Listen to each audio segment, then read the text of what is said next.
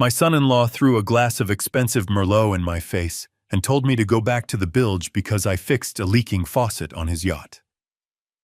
He wiped his hands on a silk napkin and sneered that plumbers had no place among the elite.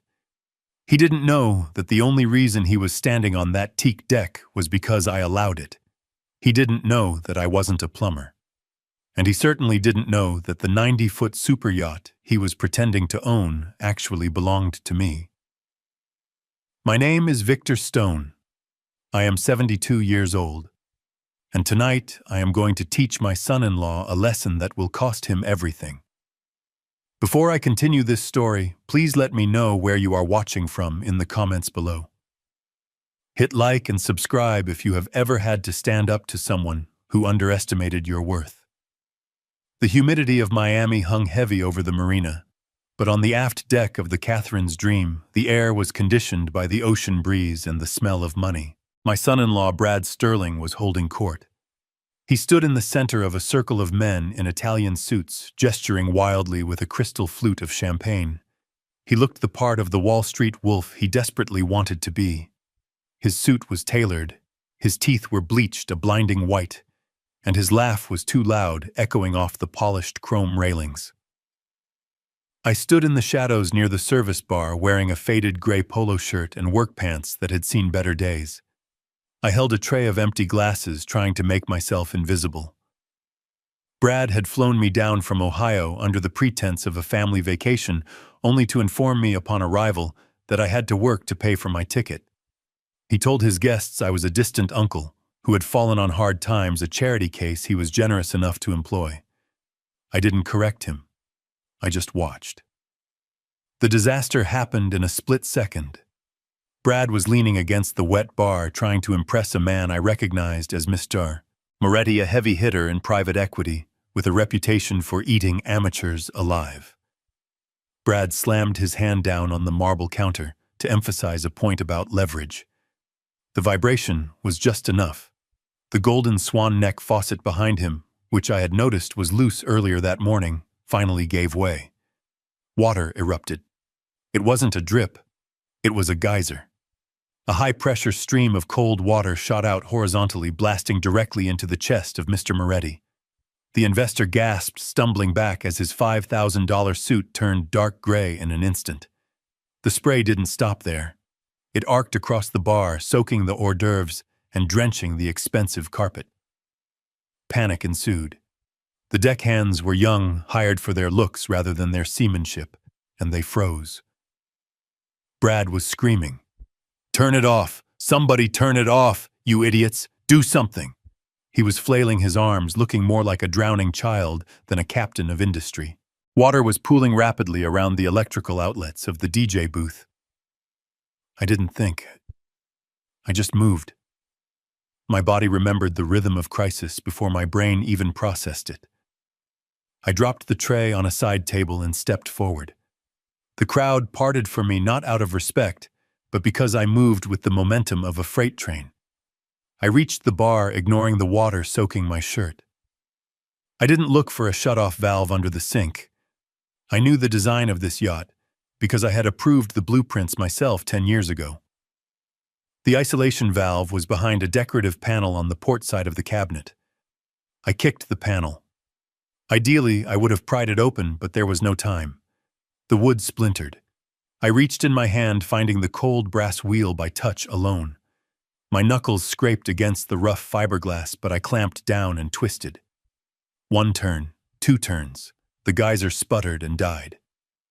Silence descended on the deck. The only sound was the dripping of water from Mr. Moretti's soaked jacket and the hum of the generator. I pulled a small adjustable wrench from my back pocket. I never went anywhere without it. Old habits die hard, and tightened the shearing nut on the faucet base. 2 minutes. That was all it took. I stood up, wiping my grease-stained hands on a rag I kept in my belt loop. I looked at Brad. I expected relief. I expected a thank you.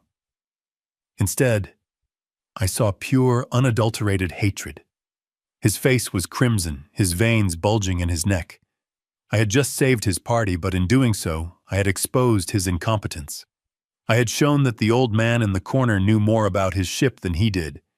He marched over to me, snatching a glass of red wine from a passing server. He didn't drink it. With a flick of his wrist, he splashed the dark liquid across my chest, right over the water stains. The cold wine soaked into the fabric, sticking to my skin. The guests gasped. My daughter Emily stood by the railing, her hand flying to her mouth, her eyes wide with terror.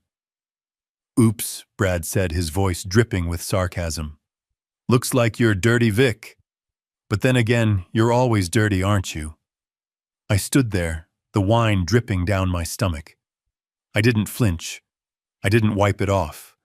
I just stared at him, my eyes locking onto his.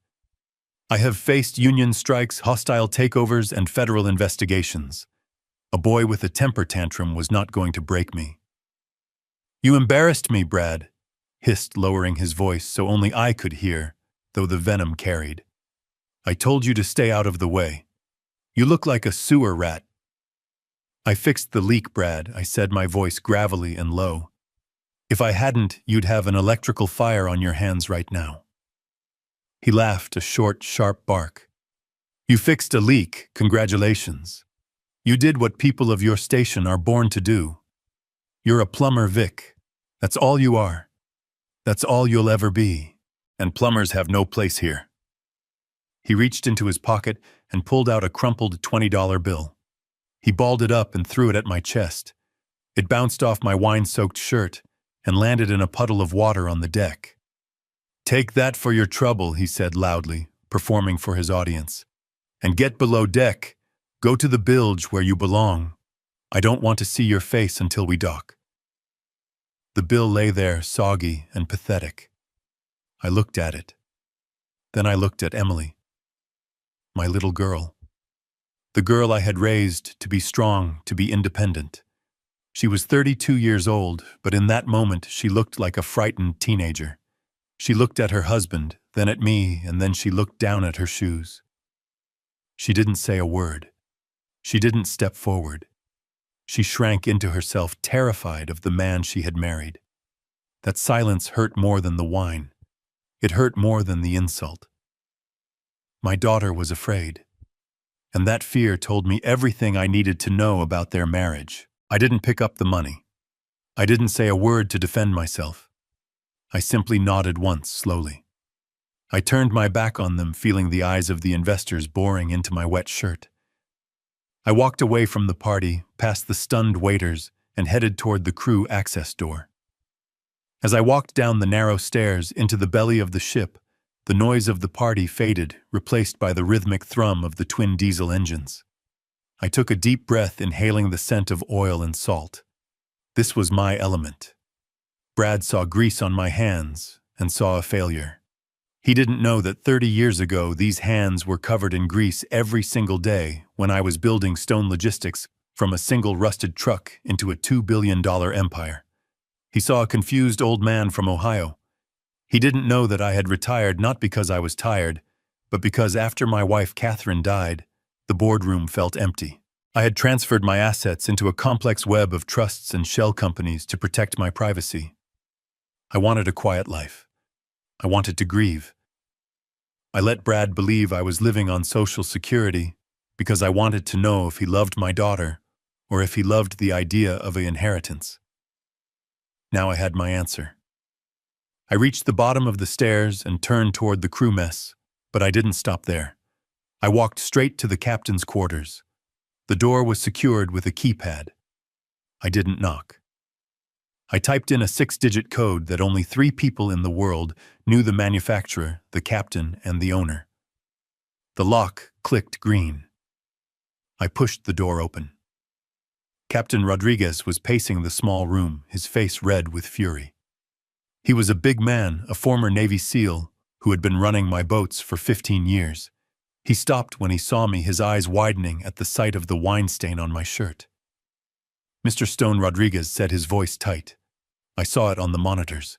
I was about to go up there and throw that little punk overboard myself. I raised a hand to stop him. "Easy, Captain. Not yet." Rodriguez grabbed a towel from his bunk and handed it to me. He disrespected you, sir. He humiliated you on your own ship. Why are you letting this happen? Why are we playing this game? I wiped my face, the rough towel feeling good against my skin. Because Captain A. Rat doesn't run into the trap if you scare him. You have to let him think he's found the cheese. I sat down in the captain's chair, the leather creaking under my weight. I looked at the bank of monitors on the wall. High-definition feeds showed every corner of the yacht. I could see the aft deck where the party had resumed.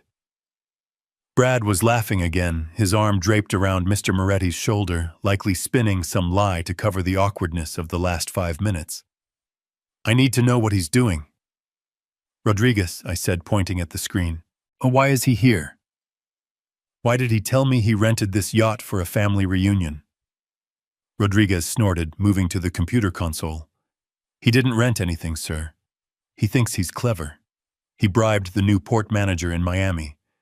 Paid him $5,000 under the table to get access to the vessel while it was supposed to be in dry dock for maintenance. He forged a rental agreement to show his investors. But that's not the worst part. What is it? I asked, leaning forward. Rodriguez tapped a few keys and pulled up a document on the screen. It was a scanned PDF, grainy but legible. It was a title deed. A forgery. A very good one, but a forgery nonetheless. He's not telling them he rented it. Mr. Stone, Rodriguez said, turning to look at me. He's telling them he owns it. He's listing the Catherine's Dream as collateral. I stared at the screen. The audacity was breathtaking. Brad wasn't just a liar. He was a criminal. He was using my ship, the ship I named after my late wife, the ship where we scattered her ashes, as a pawn in a con game. I watched the monitor. Brad was leading Mr. Moretti and 2 other men toward the VIP dining room. Emily was trailing behind them, her head still down. Audio, I commanded. Give me the audio in the VIP room. Rodriguez toggled a switch. The sound of the party filtered through the speakers, clinking glasses, low chatter. Bring up the feed, I said. I want to see his face when he lies. Rodriguez brought up camera 4. The VIP dining room was set for dinner. Crystal silver white linen. Brad was seating the men. I watched as he leaned in his face, serious, his voice projecting confidence.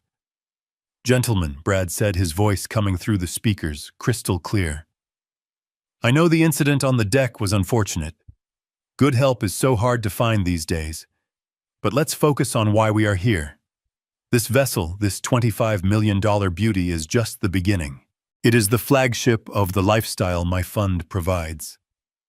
I clenched my fist. He was selling shares in a fund that didn't exist, backed by assets he didn't own. Rodriguez looked at me. Sir, this is fraud. Federal fraud. We should call the Coast Guard. We should end this now. No, I said, my voice cold. If we call the authorities now, he claims it was a misunderstanding. He claims he was just exaggerating for a sale. He gets a slap on the wrist. He walks away and he takes my daughter with him. She's still loyal to him, Rodriguez.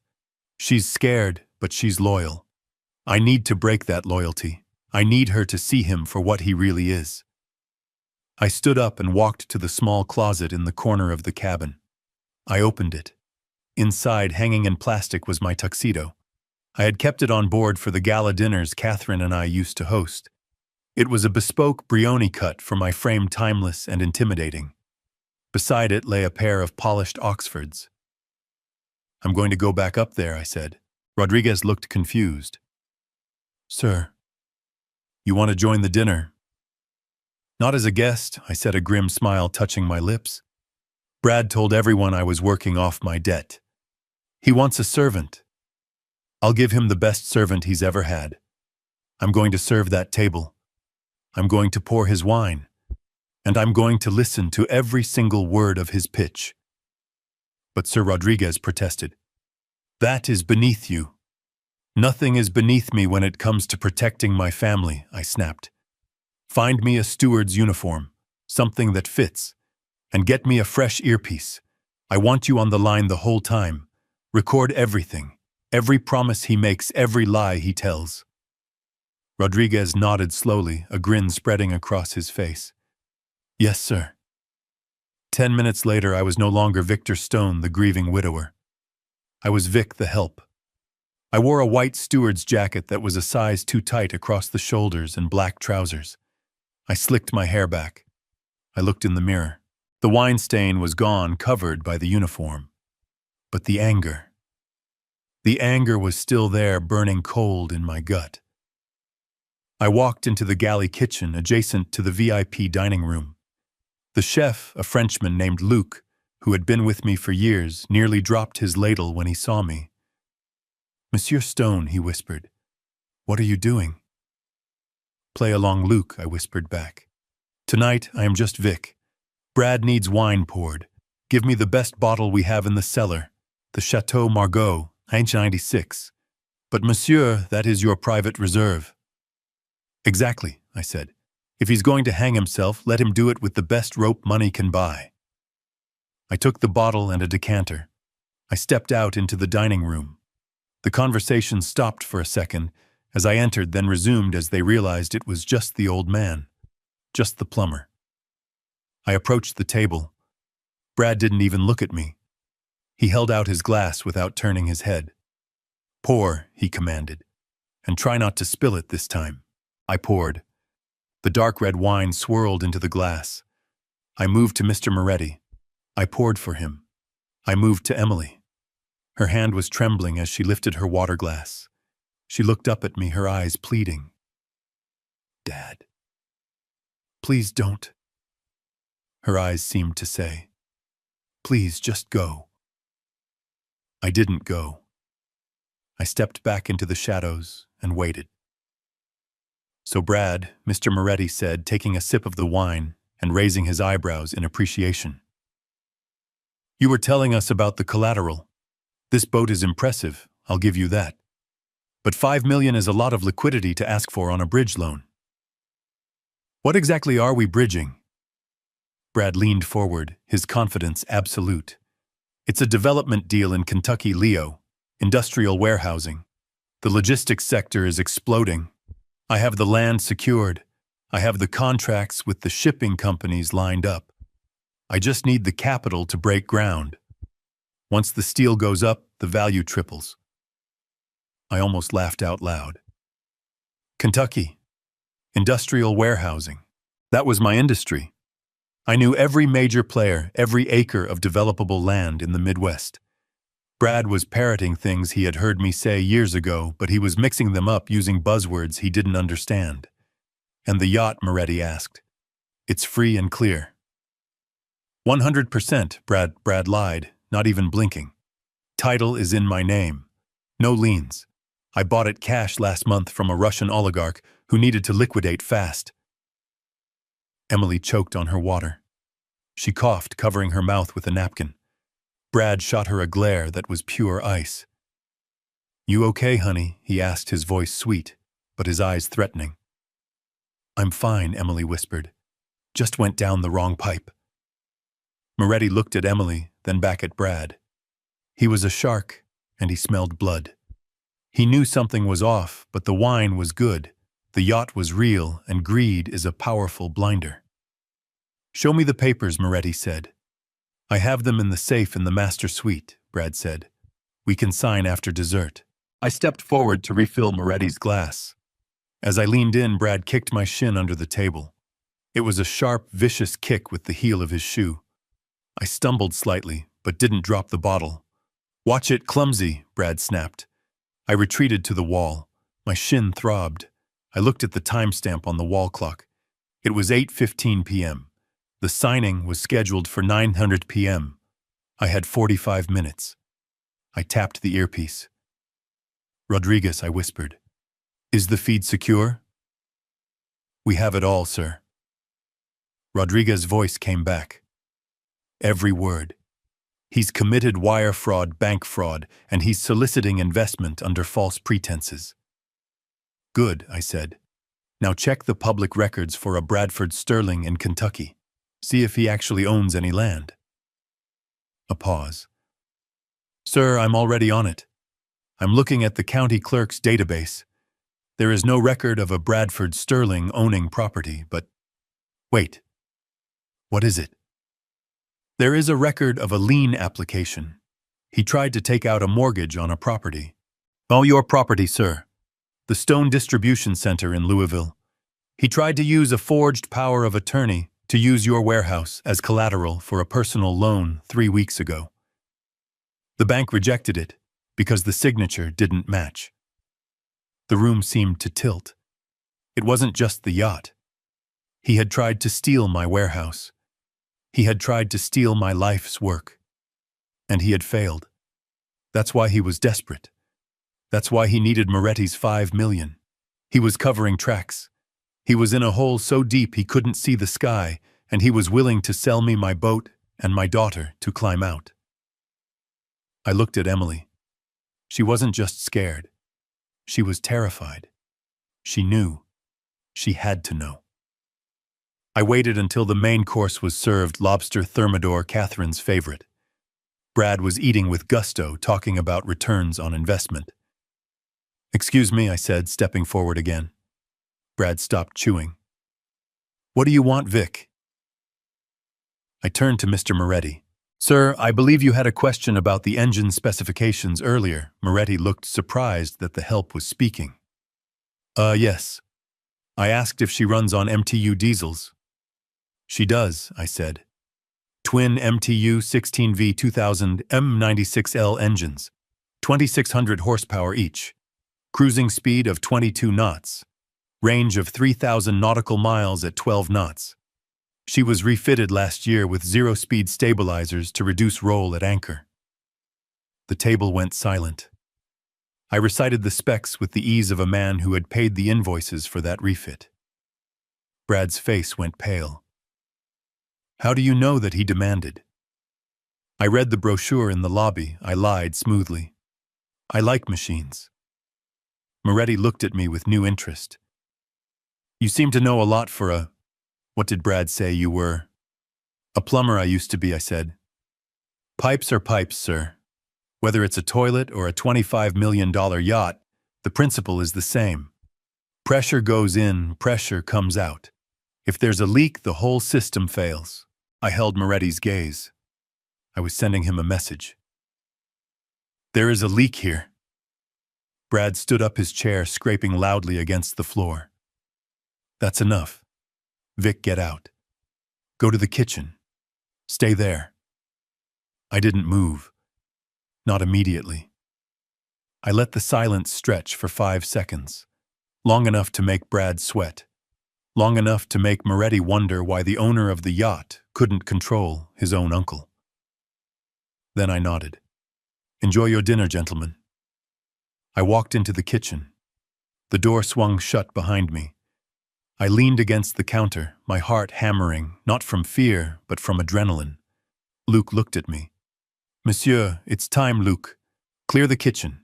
I need to have a conversation with my daughter. But she is out there, Luc said. Not for long, I said. She's going to excuse herself to use the restroom in about 2 minutes. How do you know? Because I know her tell. When she's panicked, she touches her necklace. She's been holding on to that pendant for the last 10 minutes. She's about to break. I was right. 3 minutes later, the kitchen door pushed open. Emily rushed in, tears already streaming down her face. She thought the kitchen was empty. She leaned over the stainless steel prep table and sobbed, her body shaking. I stepped out of the pantry. Hello, Emily. She spun around, gasping.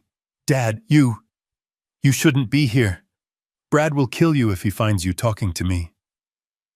Let him try, I said calmly. I walked over to her. I didn't hug her. Not yet. I needed answers. Emily, look at me. She looked up, her mascara running. Does he hit you? I asked. No, Dad. He yells. He gets so angry. He's under so much pressure. Pressure he created, I said. Emily, he doesn't own this boat. You know that. She nodded frantically. I know. I know, Dad. He told me he rented it. He told me he needed to impress these men to save his company. He said if he didn't get this deal, we'd lose the house. We'd lose everything. He owes money, Dad, to bad people. How much? 2 million, she whispered. Gambling debts. And bad investments. He said if I didn't play along, if I didn't help him convince these men the people he owes money to would hurt us. They'd hurt you. I felt a cold rage settle in my chest. He had weaponized her fear for my safety to make her complicit in his fraud. So you lied for him, I said. You let him humiliate me. You let him treat me like a dog in front of strangers. I'm so sorry, she sobbed, grabbing my hand. Her hands were cold. I just wanted to keep you safe. I thought if we just got through tonight, if he got the money, it would all be over. It's never over with men like him, Emily, I said. If he gets this 5 million, he won't pay his debts. He'll gamble it. He'll buy a Ferrari. And in 6 months, he'll need 10 million. And he'll use you again. I pulled my hand away. She looked at me stricken. Dad, what are you going to do? Please don't make a scene. Just let him sign the papers. I reached into my pocket and pulled out my phone. I typed a message to my lawyer, Sullivan. Execute Operation Storm, now. I looked at my daughter. I love you, Emily, but I am not going to let you drown with him. I'm going to save you, but you're going to hate the way I do it. What do you mean? She asked, backing away. The lights in the kitchen flickered. Then simultaneously, every light on the yacht went out. The music cut off. The hum of the air conditioning died. The only illumination came from the red emergency track lighting on the floor. From the dining room, I heard shouting. Brad's voice rose above the rest. What the hell is going on? I straightened my jacket. I picked up a silver serving tray, not to serve, but to use as a mirror to check my reflection. I looked dangerous in the red light. I tapped my earpiece. Captain, are we dark ship, Sir? Rodriguez confirmed. Generators cut. Main power offline. We are drifting. Good. Lock the bridge. Don't let anyone in. I looked at Emily. Stay here. I pushed open the kitchen door and stepped back into the dining room. It was chaos. The investors were using their phone flashlights. Brad was screaming at the ceiling, cursing the crew, cursing the boat, cursing his luck. I walked into the center of the room. The red emergency light cast long, demonic shadows across the table. Brad, I shouted. My voice wasn't the plumber's voice anymore. It was the CEO's voice. It boomed across the room. He spun his flashlight beam toward me, blinding me for a second. You old fool. What did you do? Did you touch the breaker panel? I'm going to kill you. He lunged at me, but he never reached me. Because the door to the main salon opened and 4 men walked in. They weren't waiters. They were large, they were wearing tactical vests with private security emblazoned on the chest, and they were led by a man in a sharp gray suit carrying a briefcase. Brad skidded to a halt. Who are you? The man in the gray suit stepped forward. He adjusted his glasses. Mr. Sterling, my name is Arthur Sullivan. I am the general counsel for Stone Enterprises, and you are trespassing on private property. Brad laughed, a nervous, high-pitched sound. Stone Enterprises? Who the hell is Stone Enterprises? I own this boat. Get off my ship. Sullivan didn't look at Brad. He looked at me. Mr. Stone, he said, deferential and calm. The paperwork is ready. The Coast Guard is 3 minutes out. Shall we proceed? I stepped forward, brushing past Brad as if he were a ghost. I walked to the head of the table where Mr. Moretti was sitting, looking bewildered. Mr. Moretti, I said, I apologize for the interruption to your dinner. The lobster is excellent, but I'm afraid the wine you're drinking was poured under false pretenses. Moretti looked at me, then at Sullivan, then back at me. He squinted in the dim light. Stone, Victor Stone. The logistics guy. I nodded. The same. Brad was shaking his head. No, that's Vic. He's a plumber. He's nobody. I turned to Brad. I moved slowly, deliberately. I reached up and unbuttoned the tight steward's jacket. I took it off and dropped it on the floor. Underneath, I was wearing my own shirt, stained with wine, but suddenly, it didn't look like a stain. It looked like war paint. I am nobody to you, Brad, I said, because you never bothered to look. You saw dirty hands and you assumed I was weak. You saw a cheap shirt and you assumed I was poor. I took a step closer. He backed away, hitting the edge of the table. You called me a plumber, I said softly. Well, you were right about one thing. I know how to fix a leak. And you, Brad, you are the biggest leak in this family. And I am here to shut you off. I looked at Sullivan. Show them. Sullivan opened the briefcase and dumped a stack of photos onto the dinner table. They slid across the white linen. Photos of Brad meeting with loan sharks. Photos of the forged deeds. Photos of the bribe he paid the port manager. Mr. Moretti picked up a photo. He looked at it, then looked at Brad with a gaze that promised violence. You don't own this boat, Moretti asked, his voice deadly quiet. Brad stammered. It's complicated. I have an option to buy. It's not complicated, I cut in. It's theft. This is my yacht. My wife Catherine and I built it. And you are going to get off it. Now. I pointed to the gangway. But Brad didn't move. He looked at the security guards, then at Moretti, and then his eyes landed on a steak knife on the table. Desperation is a dangerous thing. He grabbed the knife. You ruined me, he screamed, raising the blade. He rushed at me. I didn't need the security guards. I grew up in the steel mills of Pittsburgh before I ever sat in a boardroom. I stepped inside his swing, grabbed his wrist with my plumber's hand, a hand strengthened by 50 years of manual labor, and twisted. The bones snapped with a sickening pop. Brad screamed and dropped the knife. I shoved him, and he sprawled onto the floor, weeping, holding his broken wrist. I stood over him. Plumbers also know how to deal with sewage, I said. I looked up at the stunned room. Get him off my ship. And that was just the beginning of the night. I stood in the narrow crew galley staring at the white steward's jacket hanging on the back of the door. It was stiff with starch, a uniform designed to make a man invisible to reduce a human being to a pair of floating hands that served and retreated. Brad had sent it down with one of the deckhands, along with a message that burned in my mind more than the wine he had thrown earlier. He claimed he had paid for my flight to Miami out of the goodness of his heart, a lie, since I had flown commercial on my own dime to avoid suspicion, and now he expected me to work off a debt that did not exist. He wanted to break me. He wanted to remind me that in his world, I was nothing more than the help.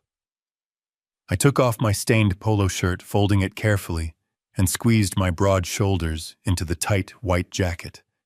It smelled of industrial detergent and obedience. I looked at my reflection in the stainless steel of the refrigerator. I didn't look like a billionaire industrialist. I didn't look like the man who had crushed union strikes in the 80s or negotiated trade deals in Tokyo. I looked exactly like what Brad wanted me to be, an old beaten-down man lucky to have a job.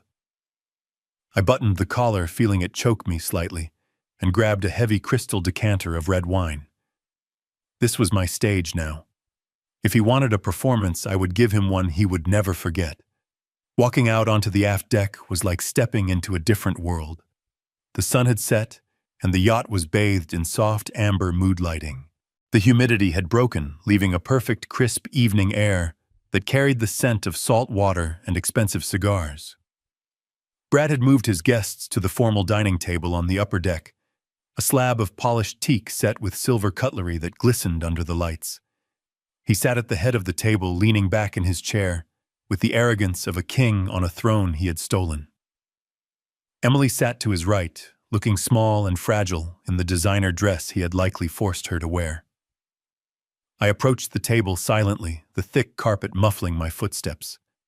Brad was in the middle of a story, his voice booming, designed to drown out any doubt his investors might have. He was talking about the yacht, sweeping his hand across the horizon, as if he commanded the tides themselves. "You have to understand, gentlemen," Brad said, pausing to let the drama build. "When I saw this vessel, I knew I had to have it. It wasn't just about the luxury. It was about the statement. I bought the Catherine's Dream last month as a gift for my wife. $25 million paid in cash. No financing, no banks. Just a straight wire transfer." I froze in the shadows, the decanter heavy in my hand. Catherine. He had the audacity to say her name. He was using the name of my late wife, the woman who had built this empire alongside me, as a prop in his con game. He was desecrating her memory to sell a lie to a group of sharks. I felt a vein throb in my temple, a dangerous pulse of rage that I hadn't felt in years. He didn't buy this boat. He couldn't afford the fuel for this boat. I stepped forward to pour the wine, moving to the empty glass of Mr. Moretti, the skepticism evident in the man's heavy-lidded eyes. Brad didn't acknowledge my presence, but I saw his eyes flick toward me, a warning glint in them. He was daring me to speak. He was daring me to contradict him. 25 million, Moretti repeated, his voice flat. "That is a significant amount of liquidity to tie up in a depreciating asset, Brad. Especially when you are asking us for capital for your land deal." Brad laughed, a nervous sound that he tried to disguise as a chuckle. "It's all about diversification, Leo, and showing strength. Besides, nothing is too good for my Emily." "Right, honey." He turned to my daughter. The table went silent. All eyes were on Emily. This was the test. This was the moment I prayed she would find the spine I knew she had.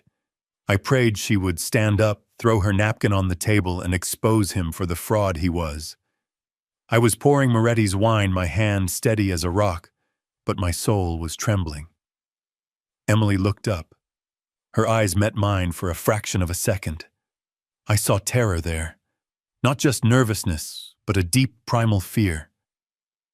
She looked back at Brad, who was smiling at her with his teeth bared, a predator waiting for his prey to flinch. "Yes," Emily whispered, her voice barely audible over the hum of the ocean. "Brad is very generous. He bought it for us." She nodded. She confirmed the lie. She became his accomplice. I felt something shatter inside me. It wasn't the yacht. I didn't care about the boat. I cared that my daughter, the girl who used to run around my warehouse in safety boots 3 sizes too big, had been reduced to this. She wasn't just weak. She was broken. She was so terrified of losing him, or perhaps of what he would do if she defied him, that she was willing to help him steal from her own father. I finished pouring the wine and stepped back, my face a mask of stone. Brad beamed, satisfied with her submission.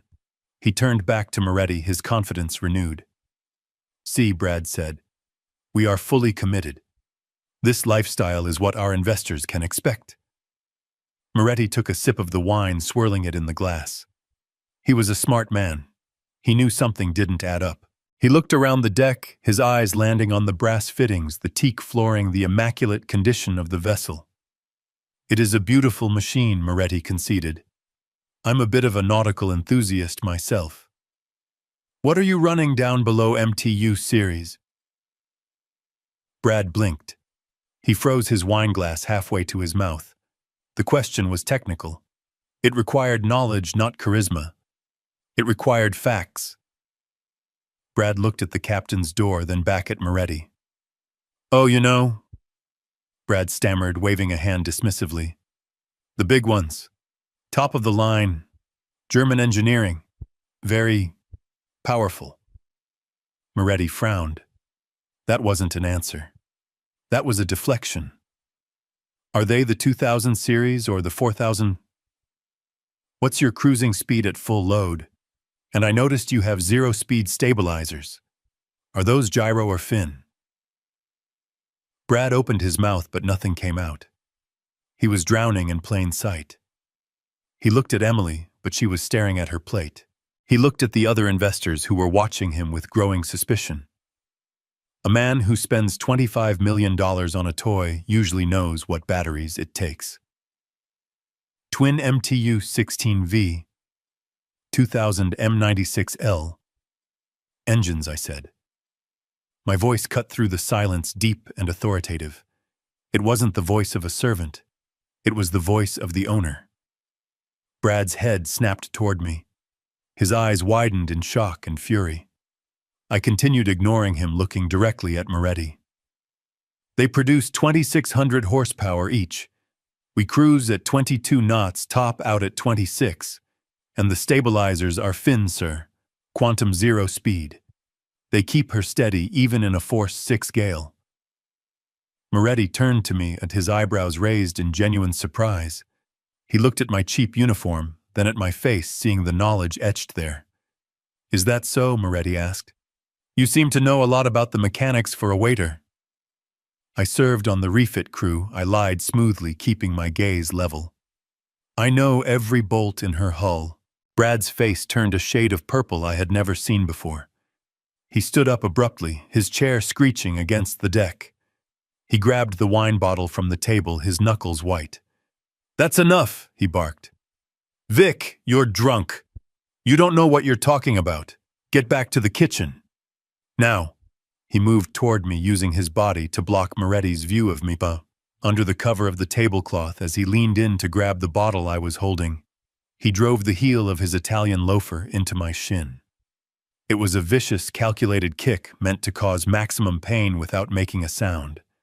Pain shot up my leg, sharp and hot. I grunted but didn't retreat. I stood my ground, feeling the vibrations of the engines beneath my feet. Engines I had paid for, engines I loved. Get out! Brad hissed in my ear, his breath smelling of expensive Merlot and desperation. Before I throw you overboard. I looked him in the eye. I saw the fear behind the anger. He knew I was dangerous. He knew I was the loose thread that could unravel his entire suit. I stepped back, bowing slightly to Moretti. Enjoy your dinner, gentlemen. I turned and walked away, limping slightly from the kick. I headed toward the galley, my heart pounding, not with fear, but with a cold, tactical precision. My daughter had made her choice. Brad had made his. Now it was my turn. The dinner was over. The war had just begun. Brad ushered the men toward the VIP lounge with the desperate energy of a gambler pushing his last stack of chips into the center of the table. He didn't look back at me. He didn't need to. In his mind, I had been banished to the scullery, a problem solved, a nuisance removed. He was wrong. I wasn't going to the kitchen to wash dishes. I was going to the heart of the ship to watch him dig his own grave. I waited until the heavy mahogany doors of the lounge clicked shut behind them. The galley was empty, Luke having cleared the staff as ordered. I walked to the far wall, past the industrial ovens, to a panel that looked like a standard circuit breaker box. It wasn't. It was the access point to the primary service chase, a narrow steel-lined corridor that ran the length of the superstructure. I had insisted on it during the build. Catherine had called it my paranoia, but I called it prudence. I wanted access to the wiring and hydraulics without ripping apart the Italian walnut paneling. Now it was my personal observation deck. I punched the code into the keypad. The panel slid back with a hydraulic hiss. I squeezed my frame into the cool, dimly lit tunnel. It smelled of grease and ozone, a scent that cleared my head instantly. The wine stain on my chest felt cold and sticky, a reminder of the disrespect I had just endured, but my focus had shifted. I wasn't angry anymore. I was hunting. I moved quietly along the steel grating, my footsteps silenced by the hum of the air filtration system. I knew exactly where I was going. The VIP lounge had a decorative false ceiling to hide the HVAC units. There was a maintenance hatch directly above the central seating area. I reached the spot kneeling on the grating and peered through the slats of the vent. Below me, the scene was set like a high-stakes poker game. Brad sat on a leather sofa, his jacket unbuttoned, sweat glistening on his forehead, despite the climate control. Mr. Moretti sat opposite him, in a wingback chair, looking less like an investor and more like an executioner. The other two men, silent partners, or perhaps just muscle, stood by the bar. The pleasantries were over. The air in the room was thick with tension. "Let's cut the crap," Brad Moretti said.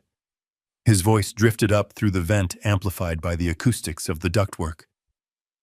"I didn't come here for the lobster. And I didn't come here to hear about your vision for the future of logistics. I ran a background check on your Kentucky development." Brad stiffened. He took a nervous sip of his scotch. And it's a ghost town," Moretti said, tossing a manila folder onto the coffee table. It landed with a heavy thud. "You don't have the permits. You don't have the contractors. You barely have the land rights. You're selling smoke, kid." I watched from above my hands, gripping the steel grate. I knew it. Brad wasn't just incompetent. He was running a Ponzi scheme. He was selling shares in a project that didn't exist to pay off debts from the last project that didn't exist.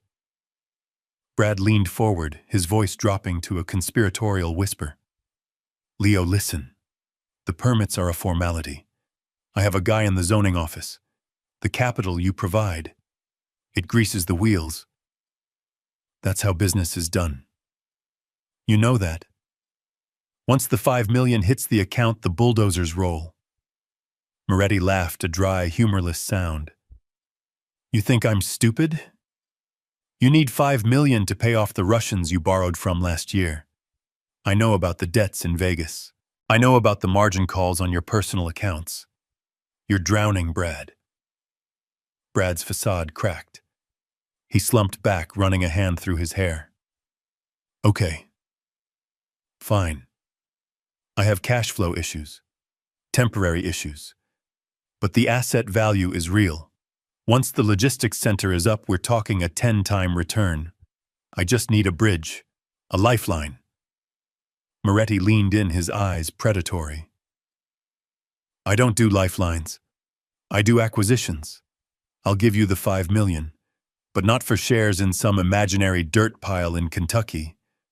I want hard collateral." I held my breath. This was the turn.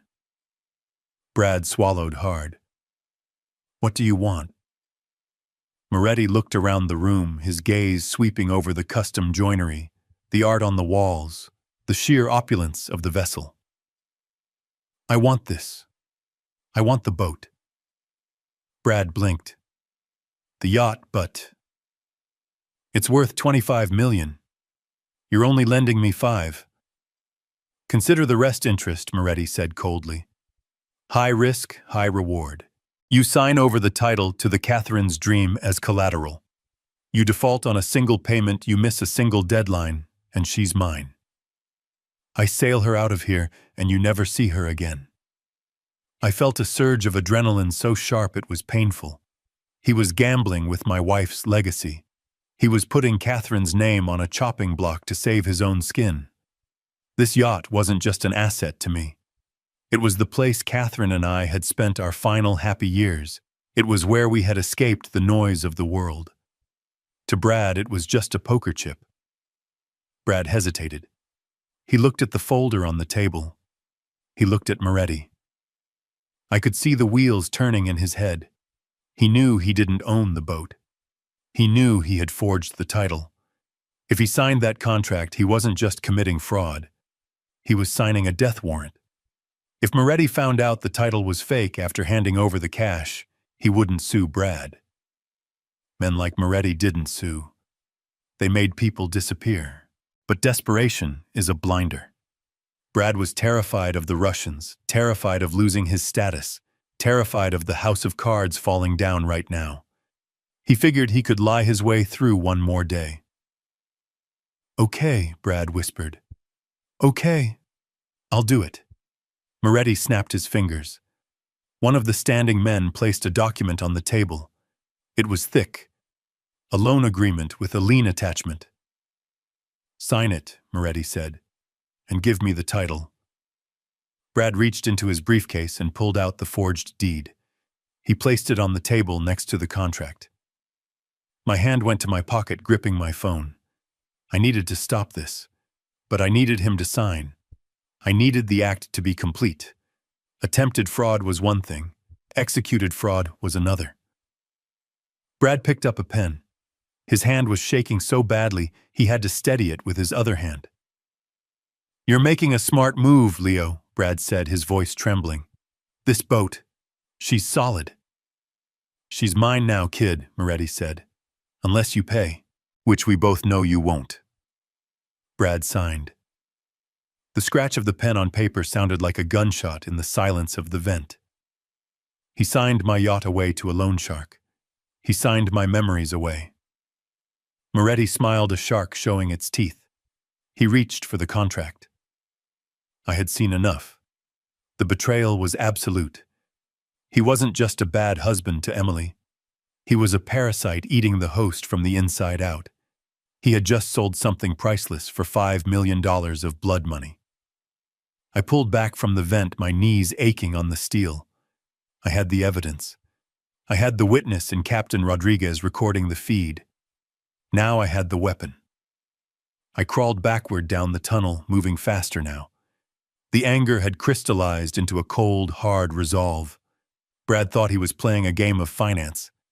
He didn't realize he had just declared war on a man who had survived the steel crisis, the unions, and the recession. He thought he had bought himself a lifeline. He had just bought himself a one-way ticket to prison. I reached the access panel and slid back into the galley.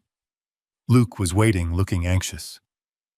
"Monsieur, is it bad?" "It's worse than bad." "Luke," I said, brushing the dust off my knees. "He just sold Catherine to the devil." I walked to the sink and washed the grease from my hands. The water ran gray. I looked at my reflection in the window, the dark ocean behind me. "Get the security team ready," I said to the empty room, speaking into my earpiece. "And tell Sullivan to bring the Coast Guard. We aren't just kicking him off. We're taking him down." I buttoned my steward's jacket. I had one more role to play before the curtain fell. I had to go back in there. I had to look him in the eye when the lights went out. I had to be the one to tell him that the game was over. I turned to the door. The plumber was gone. The CEO was back. And he was coming to collect. I stood at the stainless steel island in the center of the galley. The hum of the refrigerators filling the silence, but the noise in my head was deafening. I had just watched my son-in-law sign away my dead wife's legacy to a loan shark, and now I was waiting for my daughter to walk through those swinging doors. I knew she would come. She always retreated to the kitchen when the pressure became too much. A habit she had formed as a child, when she would hide under the table while I took business calls. I washed the grease from the service tunnel off my hands, scrubbing until the skin was raw and red. I needed to be clean for this. I needed to be her father, not the plumber, not the steward, not the ghost in the machine. I needed to be the man who had protected her from everything until the day I walked her down the aisle and handed her to a wolf. The door pushed open with a soft swoosh of air. Emily stepped inside, her shoulders slumped, her face pale and shiny with sweat. She didn't see me at first. She went straight to the sink, splashing cold water on her face, trying to wash away the shame of the lies she had just told. She gripped the edge of the counter, her knuckles white, breathing in shallow, ragged gasps. She looked like a woman on the edge of a cliff, waiting for the wind to push her over. "Hello, Emily," I said, my voice low and steady. She spun around, a gasp caught in her throat. Her hand flew to her chest, clutching the diamond necklace Brad had bought her with money he didn't have. "Dad," she whispered, her eyes darting to the door as if checking for guards. "You scared me. You shouldn't be here. If Brad sees you talking to me—" "Stop," I interrupted, stepping into the light. "Stop worrying about Brad. We need to talk about you. We need to talk about this ship." She looked down, unable to meet my gaze. There's nothing to talk about. He's closing the deal. We'll be gone in the morning. I walked around the island, closing the distance between us. I reached out and lifted her chin, forcing her to look at me. Her eyes were swimming with tears. Do you know what I named this yacht, Emily? I asked softly. She nodded, a tear escaping and rolling down her cheek. The Catherine's dream, yes, I said. Your mother's dream. She spent 3 years designing this interior. She picked out every piece of wood, every fabric. She wanted a place where our family could be safe. A sanctuary. And you just sat there and watched your husband sell it to a criminal for pocket change. I didn't have a choice, she sobbed, her composure shattering. You always have a choice, I said, my voice hardening. You could have said no. You could have told him that some things are sacred. Why, Emily? Why do you let him lie? Why do you let him treat us like this? She pulled away from me, backing against the refrigerator. You don't understand. You think it's just about money. You think he's just greedy. It's not that simple. Then explain it to me, I demanded. Make me understand why my daughter, the woman who graduated summa cum laude, the woman who ran a marathon with a sprained ankle, has turned into a doormat for a 2-bit con man. He owes money, Dad. She screamed, the sound raw and desperate. Not just a little. He owes $2 million to bookies in Vegas and private lenders in New York. They've been calling the house. They've been sending photos of us walking the kids to school. I froze. The kids. My grandchildren. Leo and Sarah. They were 5 and 7 years old. I hadn't seen them in months because Brad always had an excuse why they couldn't visit. He gambled it away, she continued, her voice trembling. He leveraged our house, his car, everything. And when that wasn't enough, he started looking at your assets. He told me that if I didn't help him secure this loan from Moretti, if I didn't help him sell the image of success, the people he owes money to would come for us. She took a shuddering breath. But that's not the worst part. He told me that if I tried to leave him, if I tried to tell you the truth, he would divorce me. He said he would plant drugs in my car. He said he would paint me as an unstable, unfit mother in court. He swore he would take sole custody of the kids and move them to a country with no extradition laws. He said I would never see my babies again. I felt the blood drain from my face. This wasn't just fraud. This was hostage-taking.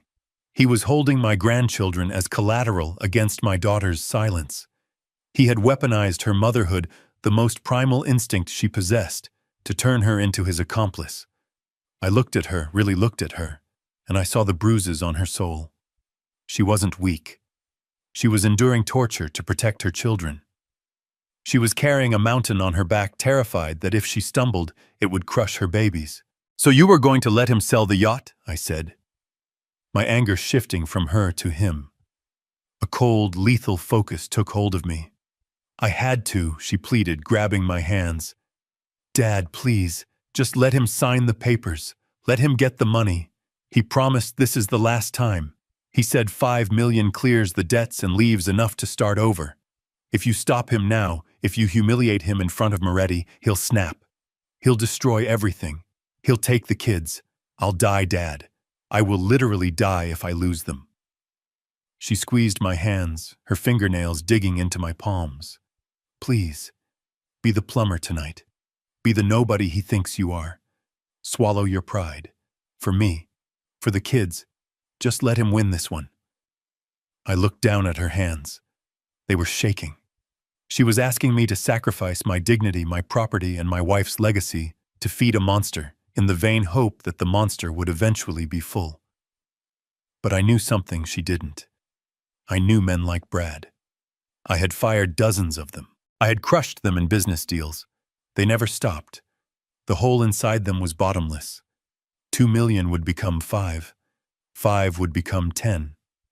And one day, when there was nothing left to sell, he would sell her. I couldn't let him win. Not because of the yacht. but because if he won tonight, he would own her fear forever. I gently pulled my hands away from hers. I stepped back, creating a physical distance that hurt us both. I can't do that, Emily. Her face fell. Dad, please. No, I said firmly. Blind sacrifice doesn't save anyone, honey. It just delays the funeral. If I let him walk away with $5 million obtained through fraud, he isn't going to pay his debts. He's going to think he's invincible. He's going to gamble again. And next time the stakes won't be a boat. It will be you. Or the kids. I reached into my pocket and pulled out my phone. The screen glowed in the dim light of the galley. He threatened my grandchildren, I said, my voice low and dangerous. He threatened my daughter. He made a mistake. He thought he was holding the leash, but he just tied a noose around his own neck. I unlocked the phone. I opened my encrypted messaging app. The contact name at the top was simply Sullivan. Dad. What are you doing? Emily asked, her voice rising in panic. I am saving you, Emily, I said, but I am not doing it the way you want. I am not going to pay his ransom. I am going to burn his kingdom to the ground. I typed the message. My thumbs moved quickly, fueled by a lifetime of decisiveness. Activate Operation Storm. The target has signed a fraudulent lien. He has made threats against family members. I want full engagement. Police, Coast Guard, and Child Protective Services on standby for the grandkids. Get here. Now. I hit send. I looked up at Emily. She was staring at the phone, then at me. Operation Storm, she whispered. What is that? It means the weather is changing, I said. I put the phone back in my pocket. I straightened my steward's jacket, though I knew I wouldn't be wearing it much longer. Go to your cabin, Emily, I ordered. Lock the door. Put headphones on. Do not come out until I come for you. She shook her head. No. I can't leave him out there alone. He won't do anything. I cut her off. Because in about 10 minutes, he's going to be too busy trying to stay out of handcuffs to worry about you. Dad, you can't. Moretti will kill him. Moretti is the least of his problems, I said. I'm the problem. I walked past her to the kitchen door. I paused my hand on the metal push plate. I looked back at her. She looked so much like her mother in that moment, terrified but standing. I promised your mother I would always take care of you, I said. I intend to keep that promise, even if you hate me for it tonight. Tomorrow you'll be free.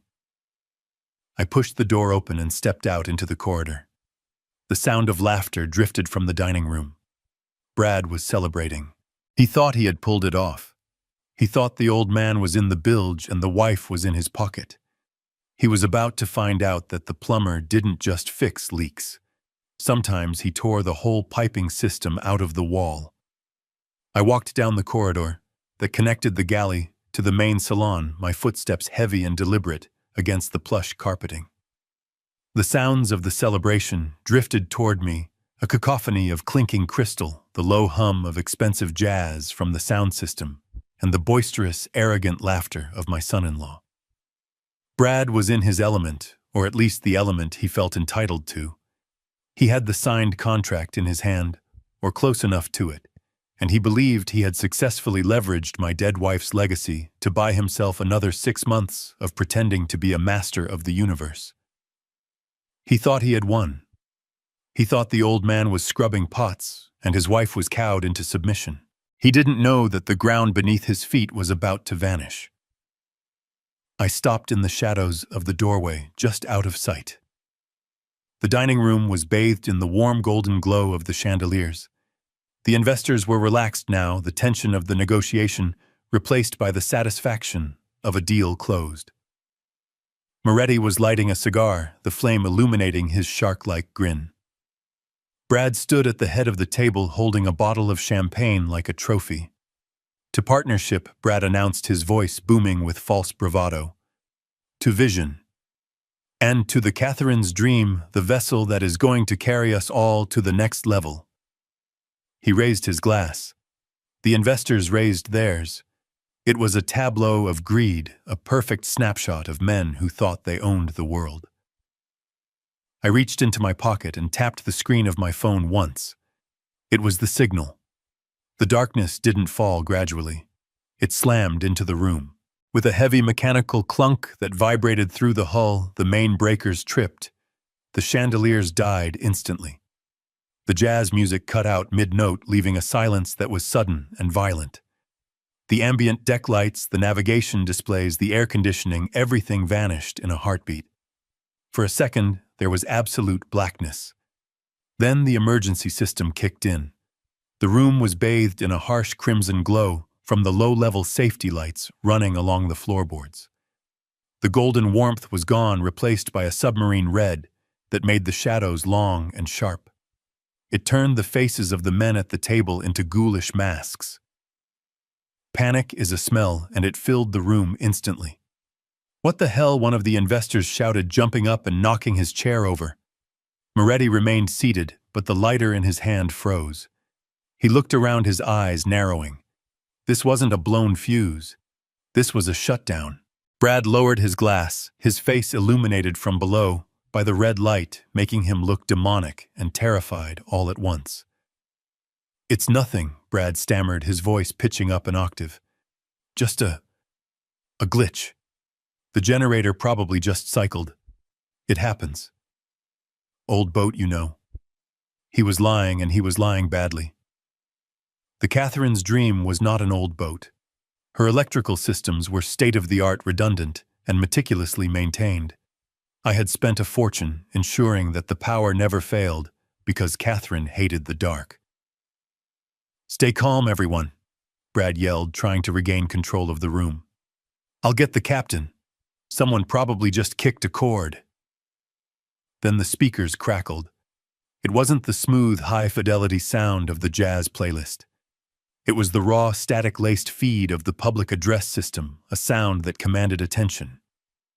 Captain Rodriguez's voice filled the room, amplified and echoing off the mahogany walls. His tone was ice-cold, devoid of the deference he usually showed to guests. It was the voice of a military man taking command of a hostile situation. "Attention all hands. Attention all guests.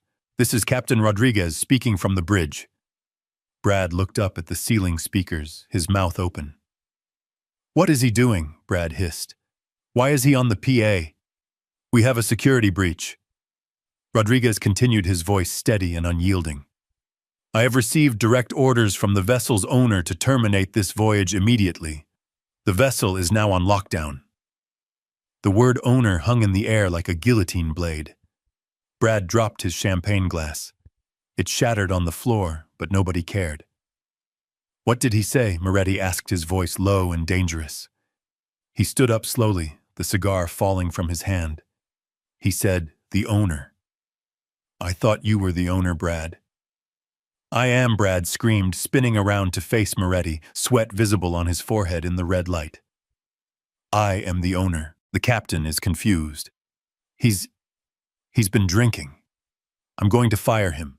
I'm going to throw him off this ship right now. All guests are hereby ordered to vacate the VIP lounge and proceed to the aft deck for immediate disembarkation.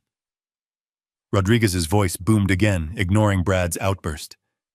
"Repeat, the owner has revoked all guest privileges. Security protocols are in effect. This party is over." The investors looked at each other. They weren't scared of the dark. They were scared of the implications. If the captain was evicting them, it meant Brad had no authority. It meant the collateral for their $5 million loan was a mirage. "This is a joke, right?" one of the men asked, looking at Brad with disgust. "It's a mistake," Brad yelled, his hands shaking as he reached for his phone. He tried to dial, but there was no signal. "I had installed a localized jammer in the dining room for security meetings years ago." Brad didn't know it existed. He stared at his phone, tapping the screen frantically. "My phone is dead," Brad whispered. Then he looked up, his eyes wild. "This is a mutiny. That's what this is. The crew is trying to shake me down." He looked at Moretti, desperate for an ally. "Leo, you have to believe me. I signed the papers. The boat is mine. This is just the help getting out of line. Moretti didn't look convinced. He looked like he was calculating the fastest way to get his money back. You better fix this, kid, Moretti growled. Right now, or the only thing getting thrown overboard is you. I'll fix it, Brad promised, backing toward the door. I'll go up to the bridge. I'll put a gun to that captain's head if I have to. Nobody kicks me off my own boat. He turned and ran. He sprinted out of the dining room, stumbling in the red light, crashing into the doorframe before disappearing into the corridor. I watched him go from the shadows. It was pathetic. He was running toward a door that wouldn't open to fight a man he couldn't beat. I stepped briefly into the light, just enough to catch Moretti's eye. He saw me. He saw the calm on my face. He saw that the plumber wasn't panicking. I put a finger to my lips, a gesture of silence, and then pointed toward the aft deck exit. Moretti stared at me, a dawn of realization breaking across his face. He didn't say a word. He just signaled to his men, and they began to move toward the exit, leaving the contract unsigned on the table. I followed Brad. I moved quietly, taking the crew stairs while he stomped up the main spiral staircase. I wanted to see it. I wanted to see the moment he realized he was truly powerless. I reached the upper landing just as Brad reached the heavy steel door of the bridge. He didn't knock. He grabbed the handle and threw his weight against it. Open up, Brad screamed, pounding on the metal with his fists. Rodriguez. Open this door. I am your boss. I pay your salary. The door didn't budge. It was reinforced steel designed to withstand piracy attempts. It was locked electronically from the inside. Brad kicked the door. Open it. Do you hear me?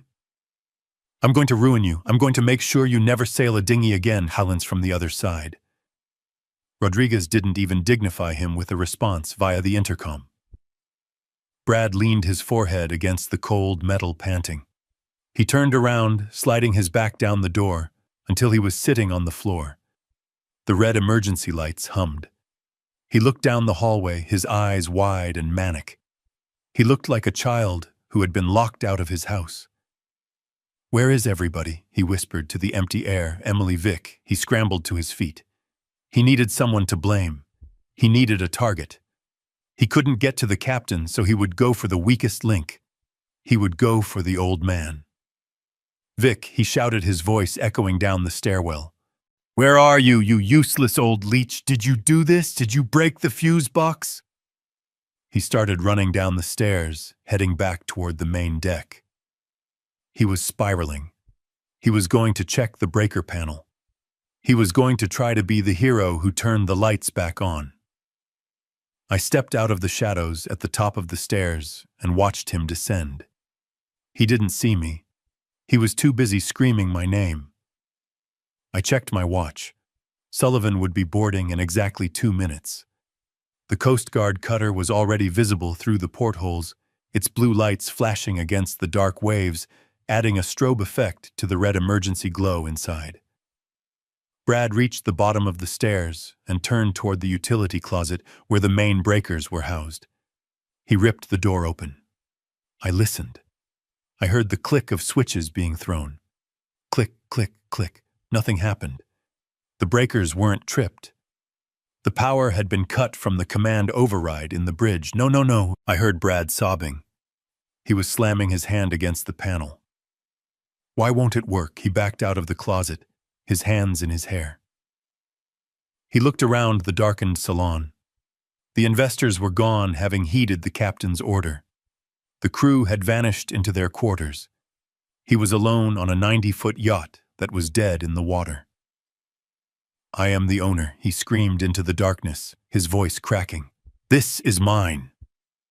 The sheer delusion of it was almost tragic. He truly believed that if he said it loud enough, the universe would bend to his will. He believed that his suit, his watch, and his lies made him powerful. He didn't understand that power wasn't about noise.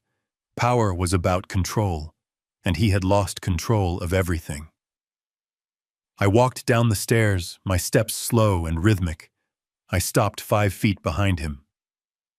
The problem with lying, Brad, I said, my voice calm and cutting through his hysteria, is that eventually you have to pay the truth tax. He spun around.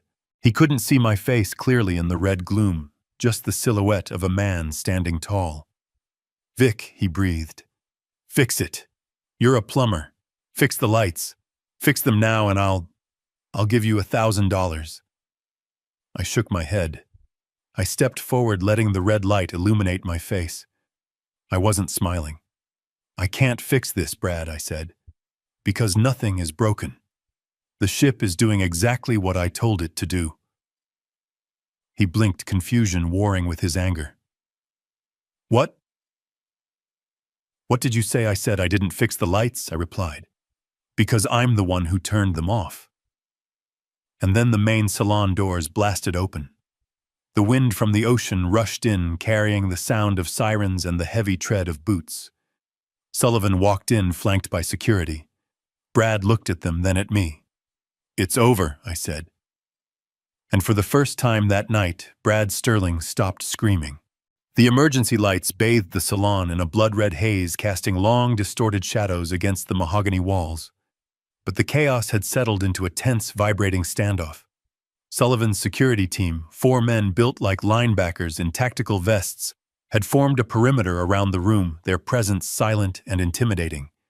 They hadn't touched Brad yet.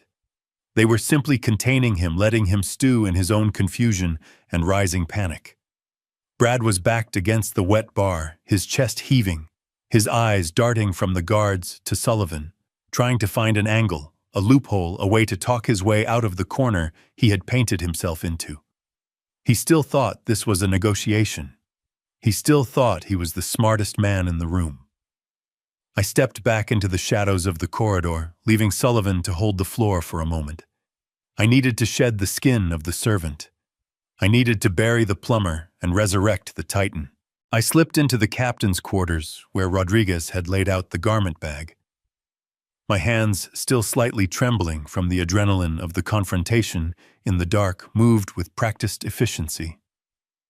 I stripped off the tight, humiliating steward's jacket and the wine-stained shirt beneath it. I washed my face and hands again, removing the last traces of grease and wine, scrubbing away the physical evidence of my submission.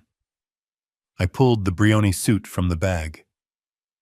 It was charcoal gray, tailored to the millimeter, a suit that whispered power rather than shouted it.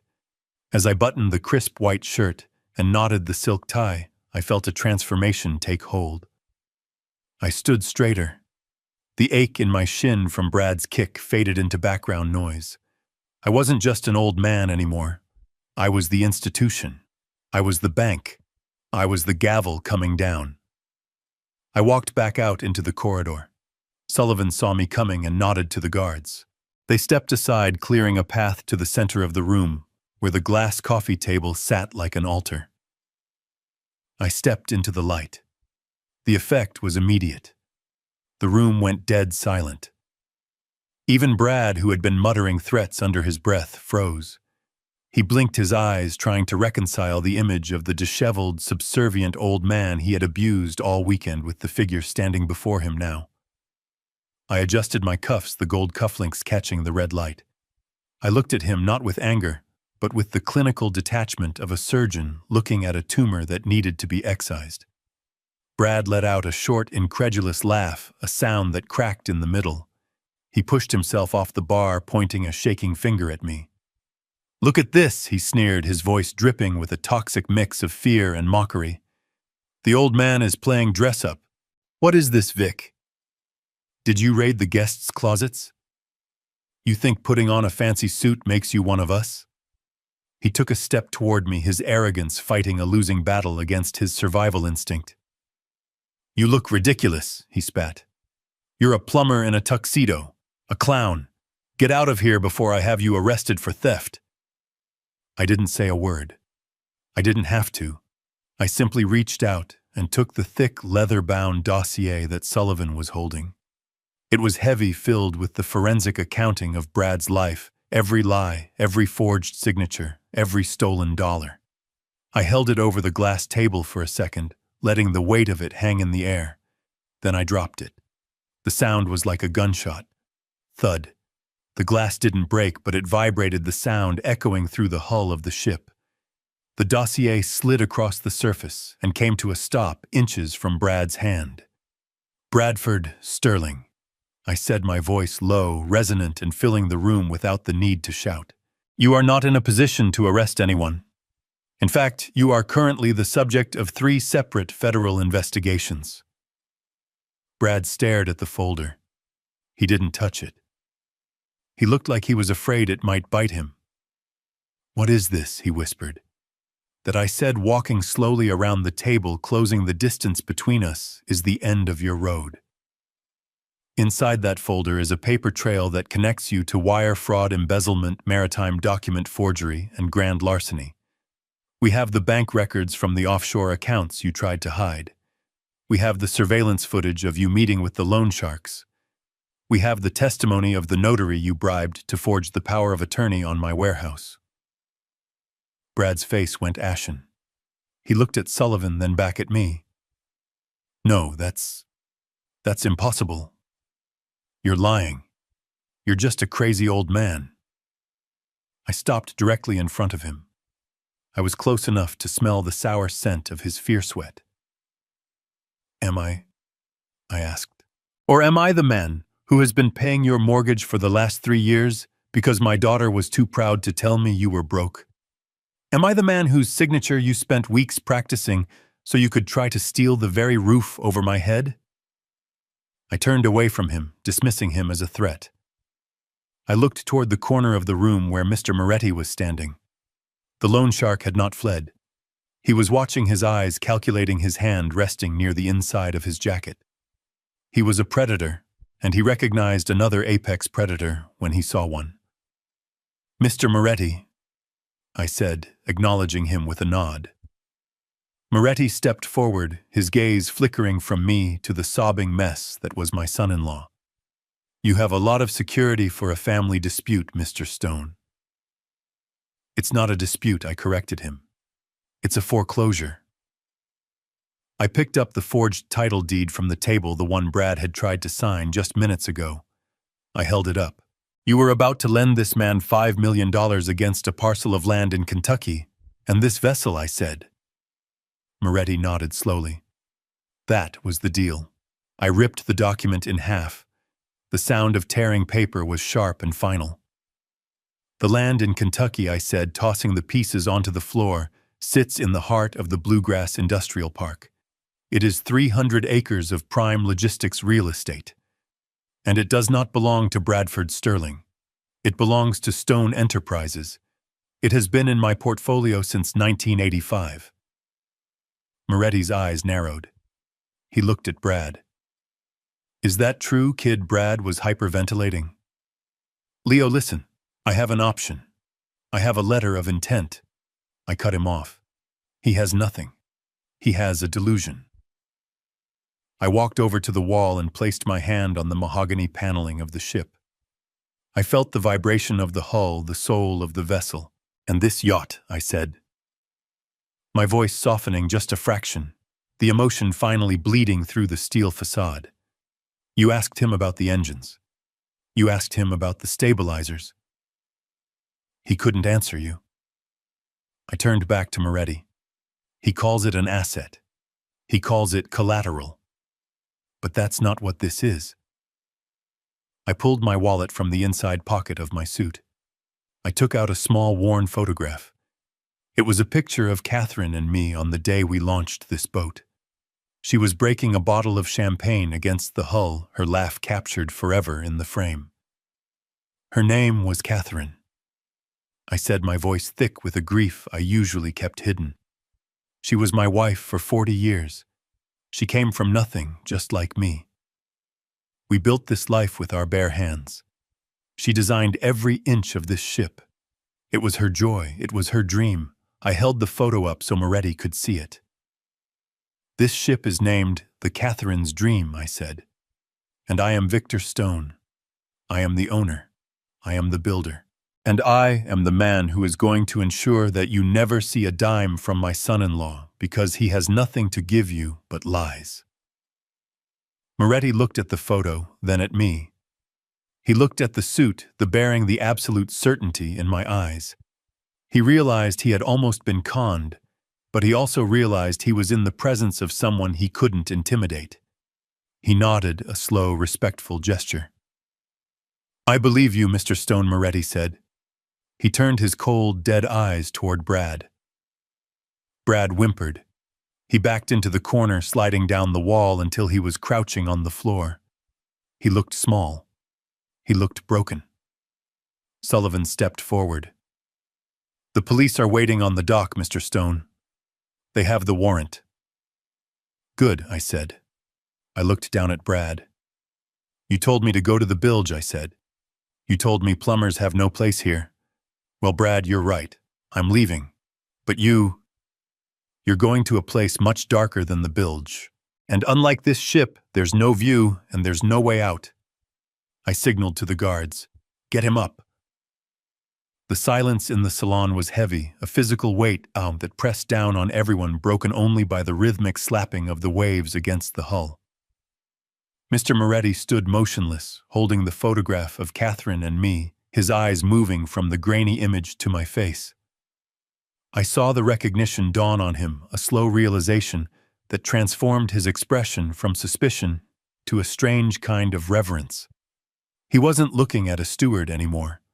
He wasn't looking at a retiree. He was looking at a man whose name was etched onto the cornerstones of logistics centers across 3 continents. Victor Stone Moretti murmured the name, rolling off his tongue like a prayer. "I read about you. The hostile takeover of Midwest Freight in '92.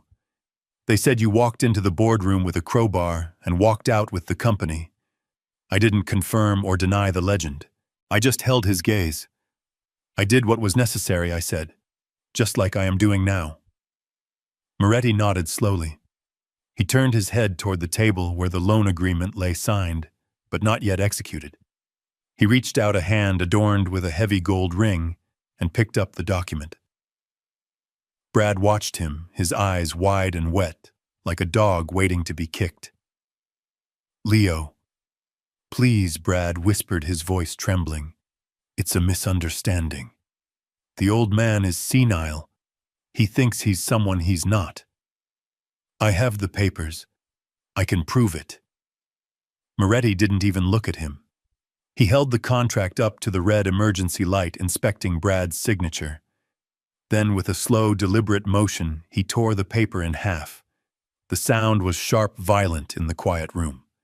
He put the 2 halves together and tore them again, and then again, until the $5 million lifeline Brad had been clinging to was nothing but confetti. He opened his hand and let the pieces drift to the floor, settling onto the expensive carpet like snow. "You tried to sell me a stolen boat," Brad Moretti said, his voice devoid of emotion. "You tried to hustle me. You wasted my time. And you insulted a man I respect." Brad scrambled to his feet, reaching out as if he could catch the falling paper. "Leo, no. That was my deal. That was my money." Moretti backhanded him. It wasn't a theatrical slap. It was a short, brutal strike that connected with the sound of a pistol crack. Brad's head snapped back. He spun halfway around and crashed into the bar, knocking over a row of crystal glasses that shattered around him. He slid to the floor, clutching his cheek, blood trickling from his lip. "Be grateful I'm walking away, kid," Moretti growled. "If we were in a different place doing business the old way, you wouldn't be leaving this room." Moretti adjusted his jacket, checked his watch, and looked at me.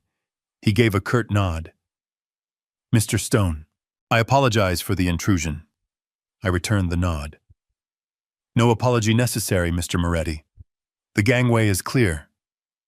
Moretti and his men turned and walked out without looking back.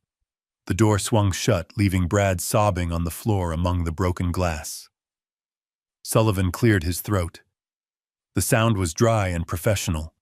He walked to the center of the room and placed a tablet on the glass table. He tapped the screen. The audio filled the room, amplified by the tablet's speakers. It was the recording Rodriguez had captured from the VIP lounge just 20 minutes ago.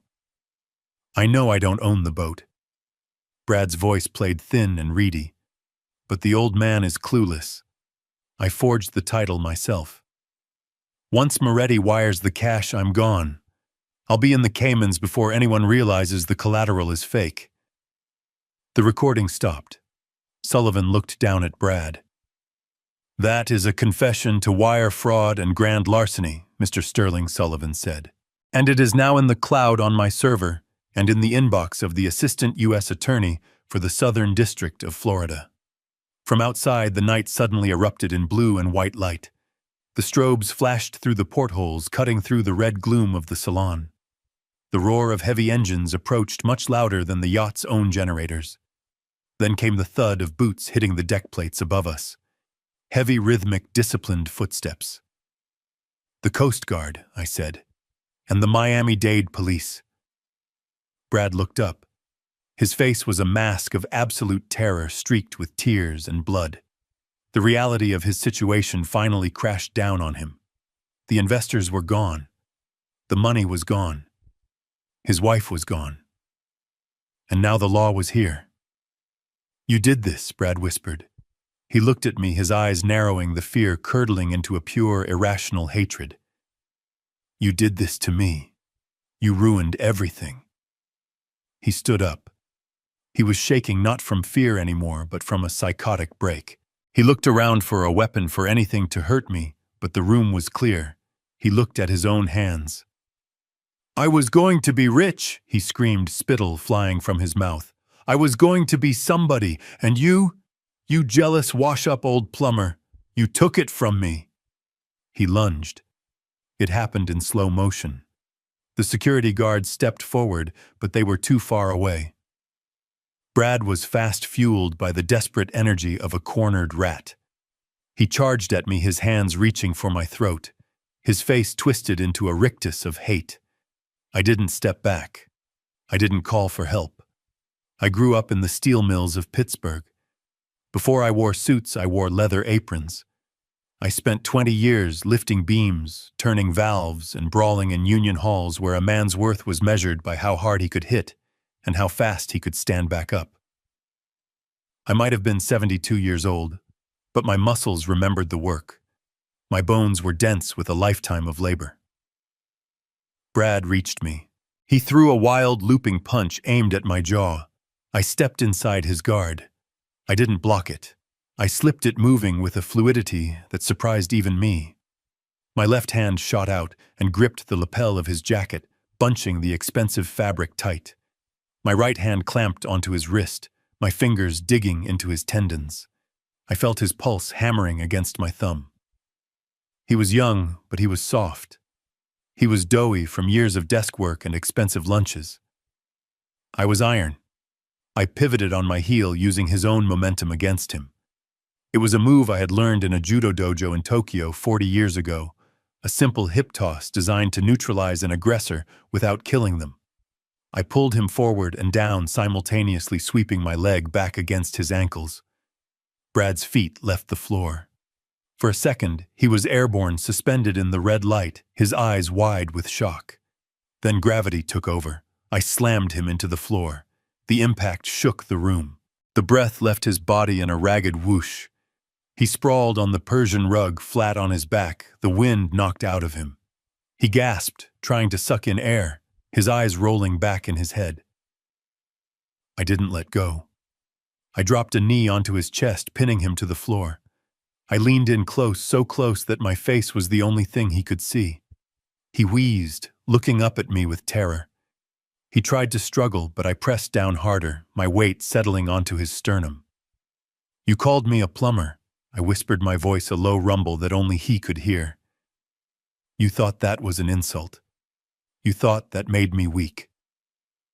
I grabbed his tie and pulled his face up inches from mine. You were right, Brad. I am a plumber. I know how systems work. I know that when a pipe is rotten, when it's corroded and leaking poison into the house, you don't patch it. You don't paint over it. I tightened my grip on his tie. You rip it out, I said. You cut it out at the source, and you throw it in the scrap pile. He whimpered, tears leaking from his eyes, running down into his ears. "And that's what I'm doing tonight," I said. "I am flushing the blockage. I am clearing the line. You are the blockage, Brad.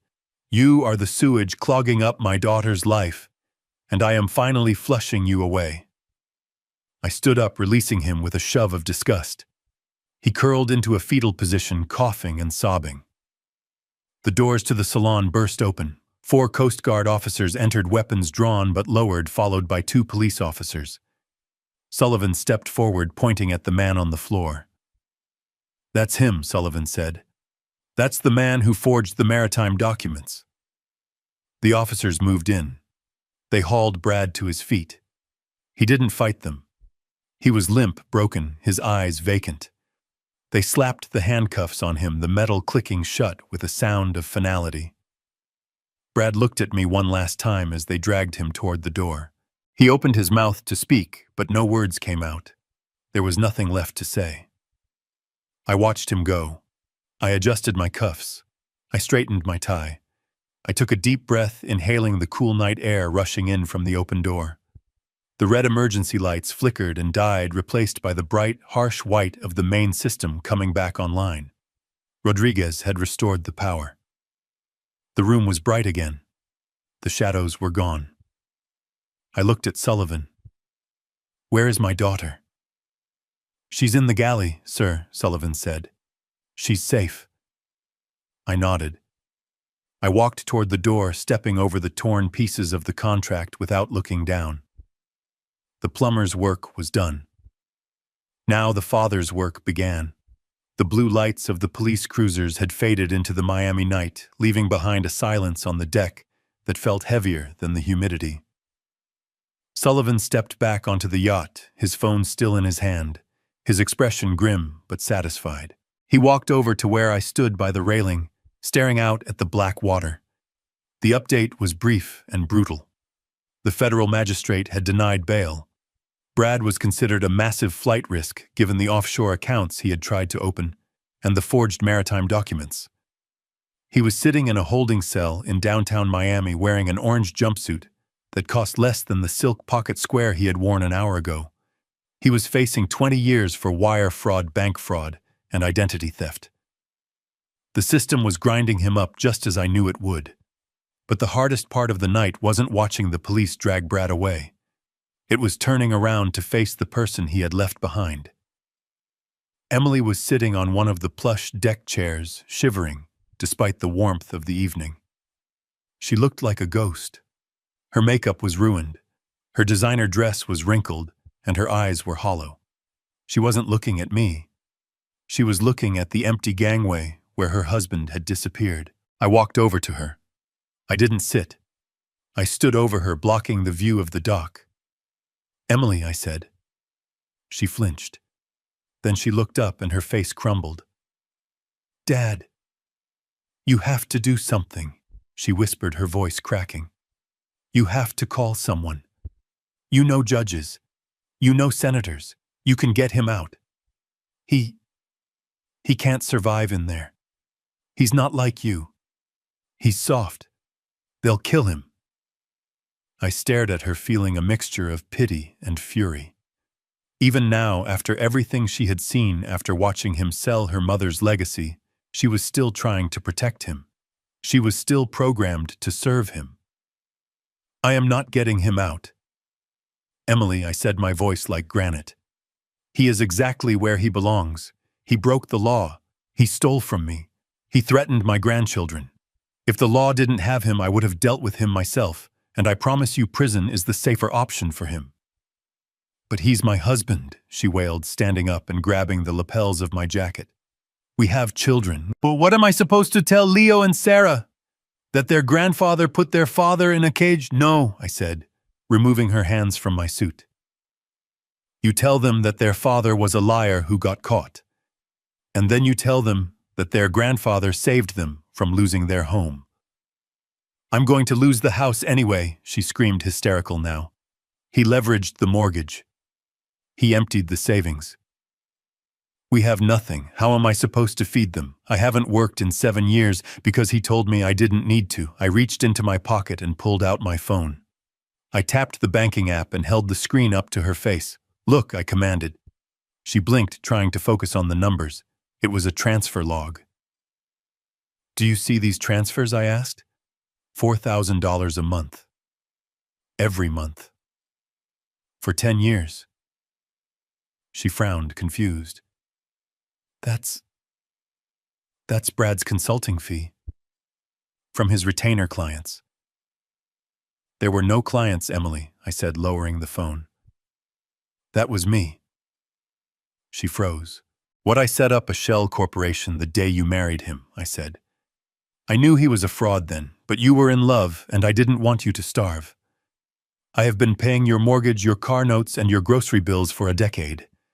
Brad didn't earn a dime. He took my money, pretended it was his, and used it to control you. She stepped back, shaking her head. No, that's not true. He went to work every day. He went to the track, Emily, I shouted, my patience finally snapping. He went to bars. He went to see his mistress in Fort Lauderdale. I have the surveillance photos in Sullivan's briefcase if you want to see them. He played you.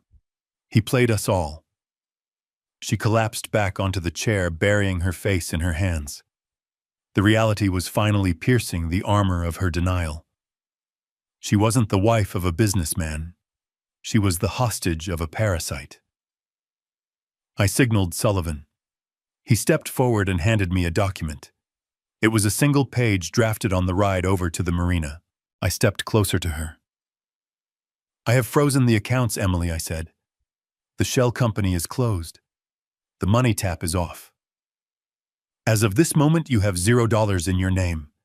You have no income. You have no assets. You are destitute. She looked up at me with terror. Dad, please. The kids. I am going to take care of the kids, I said. But I am done taking care of a victim. I am offering you a choice, a lifeline, but it comes with conditions. I held out the paper. Option 1. I said, you divorce him, immediately. Sullivan files the papers tomorrow morning. You sign full custody over to me temporarily until you are stable. You enter a therapy program for codependency and emotional abuse, and then you go to work. Work, she whispered. Yes. At Stone Logistics.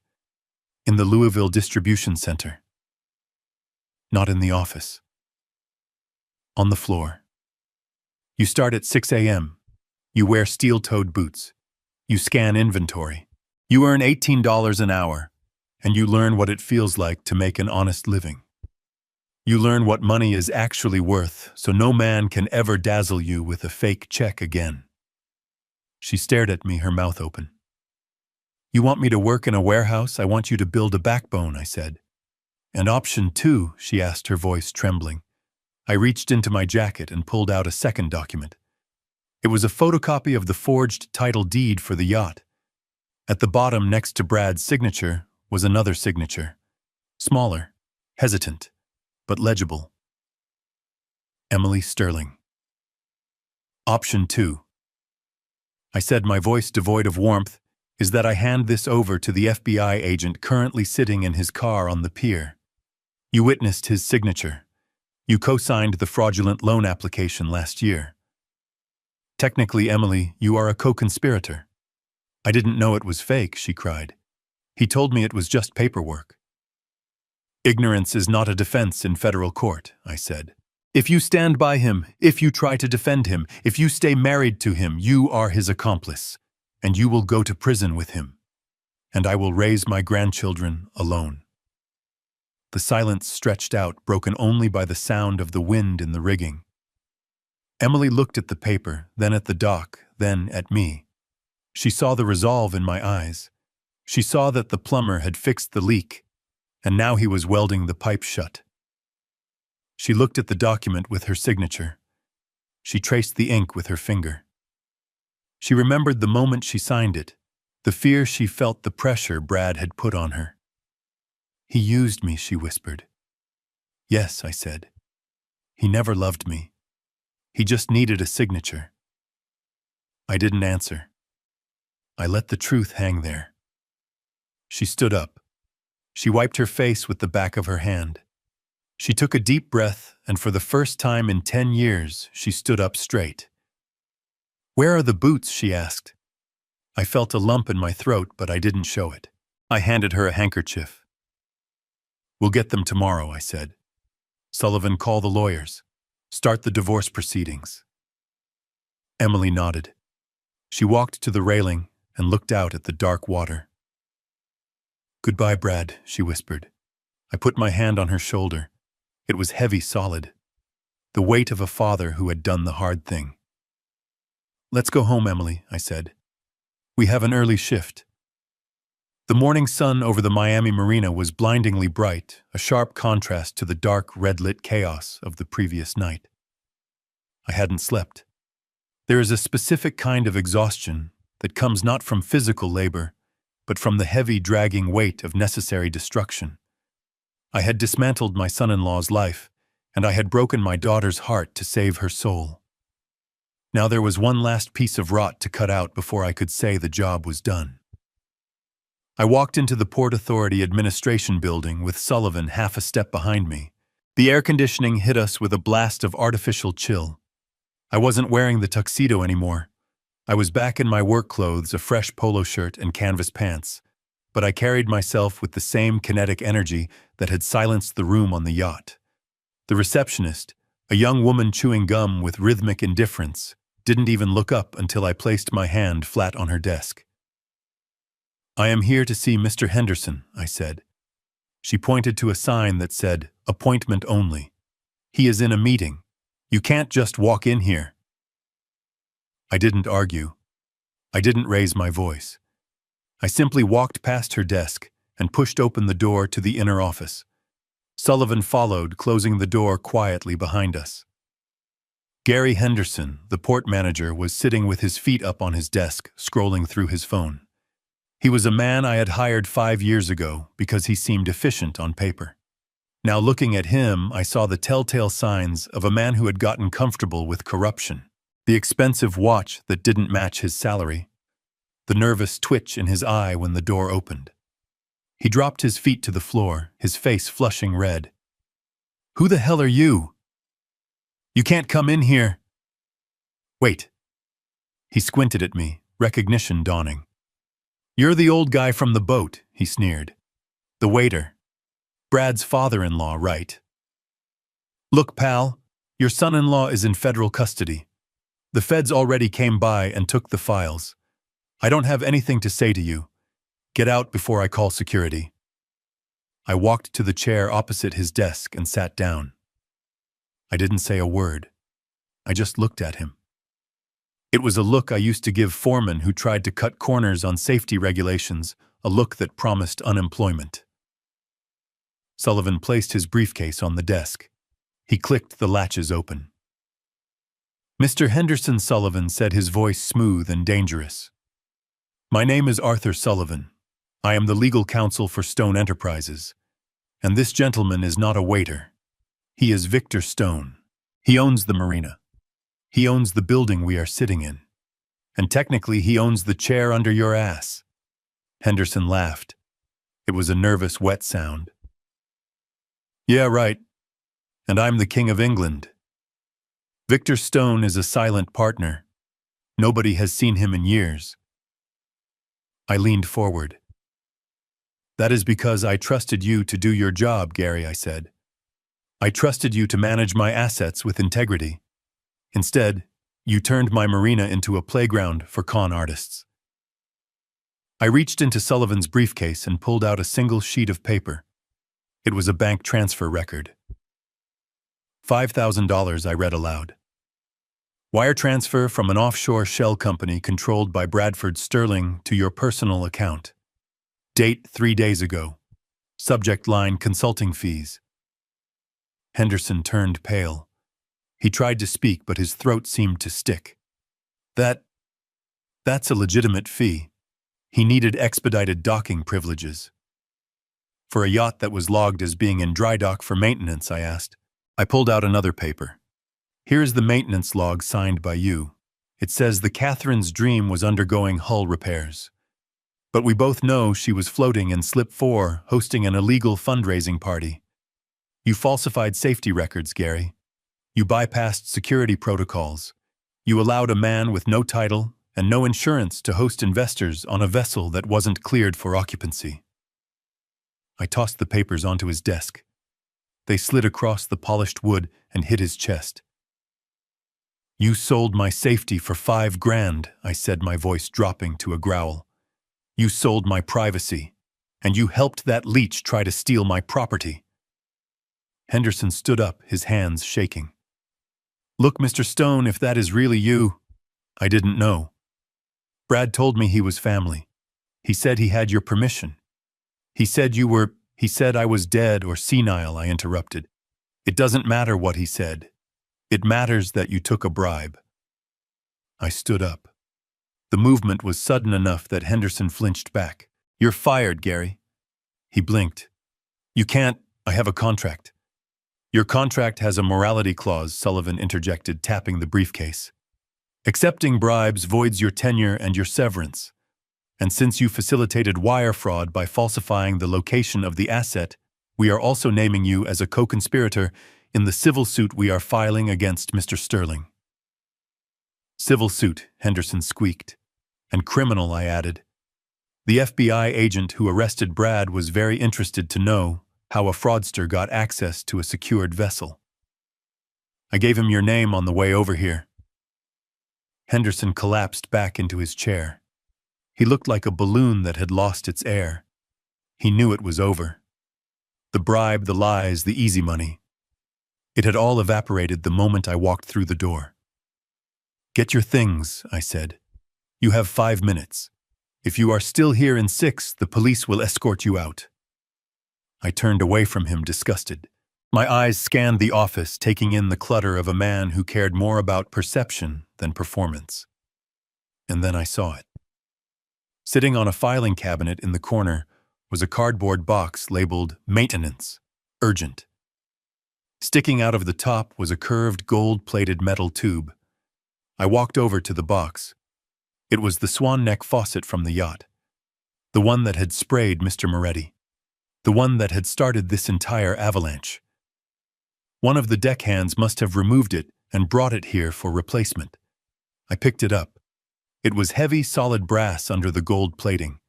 A beautiful piece of engineering ruined by a single loose nut and a lack of care. I looked at it, turning it over in my hands. This piece of metal had been the catalyst. If it hadn't leaked, I wouldn't have stepped in. If I hadn't fixed it, Brad wouldn't have insulted me. If he hadn't insulted me, I might have let the charade go on for another day. I reached into my back pocket and pulled out my wrench. Mr. Stone, Sullivan asked, confused. We should go, not yet, I said. I cleared a space on the filing cabinet. I set the faucet down. I disassembled the handle assembly. The O-ring was pinched. That was the problem. It wasn't broken. It was just seated wrong. Someone had rushed the installation. Someone had been lazy. I used the tip of a pen to reset the rubber seal. I tightened the flange. I reassembled the handle, feeling the smooth action of the threads. It took me 3 minutes. I worked with a focus that shut out the sobbing of the fired manager and the hum of the office. When I was done, I tested the handle. It turned smoothly with the perfect amount of resistance. It was fixed. Why? Sullivan asked softly. Why bother? I looked at the faucet gleaming under the fluorescent lights. Because things should work, Arthur, I said. Because you don't throw something away just because it leaks.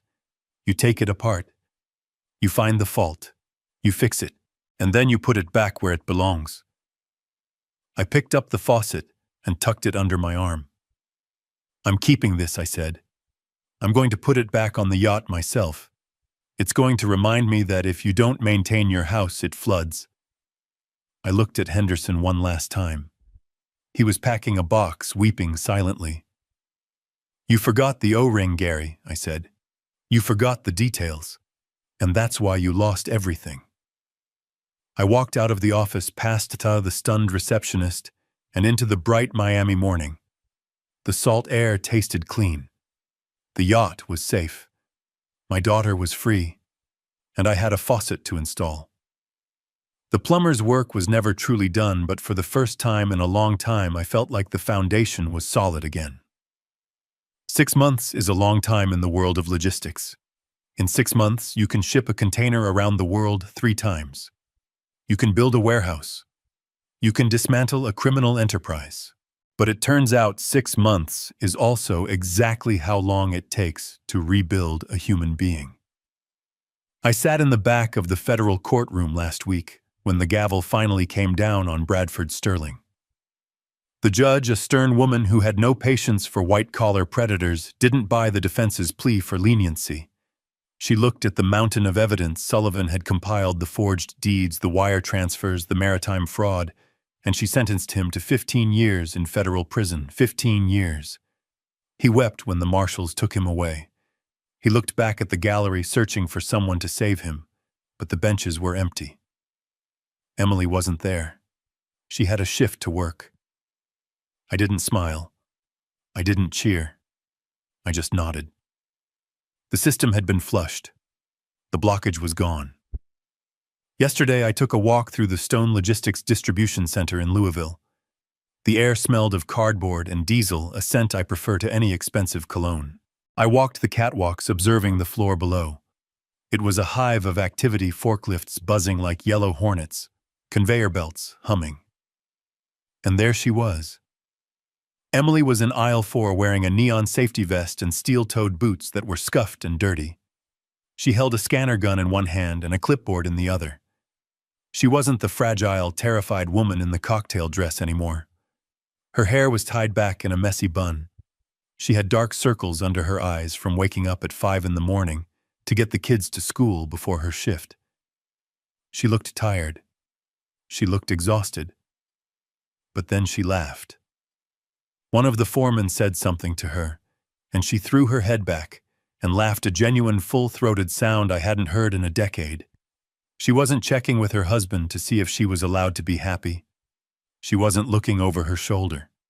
She was earning $18 an hour, and she was free. She saw me up on the catwalk and waved. It wasn't a wave of submission. It was a wave of partnership. She was rebuilding her life brick by brick, box by box. She was becoming the woman her mother intended her to be. I waved back, a lump in my throat, the size of a fist. The legal fees, the stress, the confrontation on the yacht, it was all worth it for that one wave. Now the only sound is the gentle slap of water against the hull and the cry of a distant seagull. We are 20 miles off the coast of Florida, drifting in the deep blue silence of the Atlantic. The engines of the Catherine's Dream are idle, the stabilizers keeping us perfectly level on the rolling swell. There is no party today. There are no investors in Italian suits eating lobster they didn't pay for. There is no music. The golden swan neck faucet in the wet bar is tight and dry, functioning perfectly. I am standing on the aft deck, leaning against the railing. I am not wearing a tuxedo. I am wearing my old fishing hat and a windbreaker. Next to me, sitting in a deck chair with a line in the water, is Arthur Sullivan. He has loosened his tie, the only concession to relaxation he ever allows himself. We haven't spoken in an hour. We don't need to. We are 2 old men who have seen the worst of human nature and survived it. We are just fishing. Sullivan reels in his line, checks the bait, and casts it out again. The reel sings a high, clean note in the quiet air. "Do you miss the office?" Vic Sullivan asks, breaking the silence. I look at the horizon where the sky meets the sea in a seamless line of azure. "No, Arthur," I say. "I miss the fight sometimes, but I don't miss the noise." Sullivan nods. He understands. He knows that the last 6 months were the hardest fight of my life. Not because of the money, but because the enemy was inside the gates. The yacht feels different now. For weeks after the incident, I thought about selling it. I thought the memory of Brad's arrogance had stained the teak decks, that his lies had seeped into the upholstery. But as we sailed out today, leaving the Miami skyline behind, I realized that the ship doesn't remember him. The ship is wood and steel and brass. It only remembers the hands that care for it. It remembers Catherine. I walk over to the small table by the fighting chair. There is no crystal decanter of Chateau Margaux today. Instead, there is a bottle of table wine that costs $12 at the local grocery store. It's a robust red blend, unpretentious and sharp. I like it because it tastes like grapes, not like oak barrels and history. I pour 2 glasses. I hand one to Sullivan. To retirement, Sullivan asks, raising his glass. I shake my head. No. To maintenance, Sullivan smiles. To maintenance. We drink. The wine is good. It warms my chest. I turn back to the ocean. I reach into my pocket and pull out the wrench. The small, adjustable crescent wrench that I used to fix the faucet. I keep it with me now. It's a reminder. A talisman. People say money can't buy happiness. I say to the wind, my voice low. And they are right. Money is cold. It doesn't hug you back. It doesn't keep you warm at night. I look at the wrench in my hand, the metal worn smooth by years of use. But money buys a hammer. I continue. It buys a wrench. It buys the tools you need to smash the lies and tighten the loose screws. It buys the ability to stand in a room full of wolves and tell them to sit down. I look at Sullivan. Brad thought power was a title. He thought it was a deed. He didn't understand that power is simply the ability to fix what is broken, even if you have to break it a little more to set it right. I put the wrench back in my pocket. I pick up the photo of Catherine that I keep on the dashboard of the boat, bringing it out into the sunlight. She is smiling in the picture, the wind in her hair. She would have hated the scene in the dining room, but she would have loved seeing Emily on the forklift. She would have been proud. Sometimes I whisper to the photo, being a plumber who knows when to shut. The valve is more important than being a billionaire. I raise my glass to the photo, to the empty ocean, to the memory of the woman who built this life with me. So, here's to you, Kate. The ship is clean. The course is true. I drain the glass. I set it down on the table. I walk over to the helm station and engage the engines. The diesels rumble to life, a deep, powerful vibration that runs through the soles of my shoes. It is the heartbeat of the Catherine's dream. I throttle forward. The bow rises, cutting through the waves, pushing the water aside with effortless strength. We leave a white wake behind us, a churning path that erases everything that happened in the past, leaving only clean water in our trail. I am Victor Stone. I am 72 years old. I am a father. I am a widower. And I am the man who fixed the leak. The yacht turns toward the open sea, sailing into the peace that I have finally earned. This story teaches us that true power never needs to shout. Brad saw a plumber and assumed weakness, blinded by his own arrogance. He forgot that the hands that build the world are often dirty, while the hands that steal are usually manicured. We learned that wealth isn't about the yacht you drive or the suit you wear. It is simply a tool to protect what matters and the ability to fix what is broken. Never underestimate someone based on their appearance, because the man scrubbing the deck might just be the one who owns the ship. In the end, integrity is the only currency that never depreciates. If you enjoyed this story, please hit the like button and subscribe to the channel. Let me know in the comments, have you ever been underestimated by someone who judged you by your appearance? I'd love to hear your story.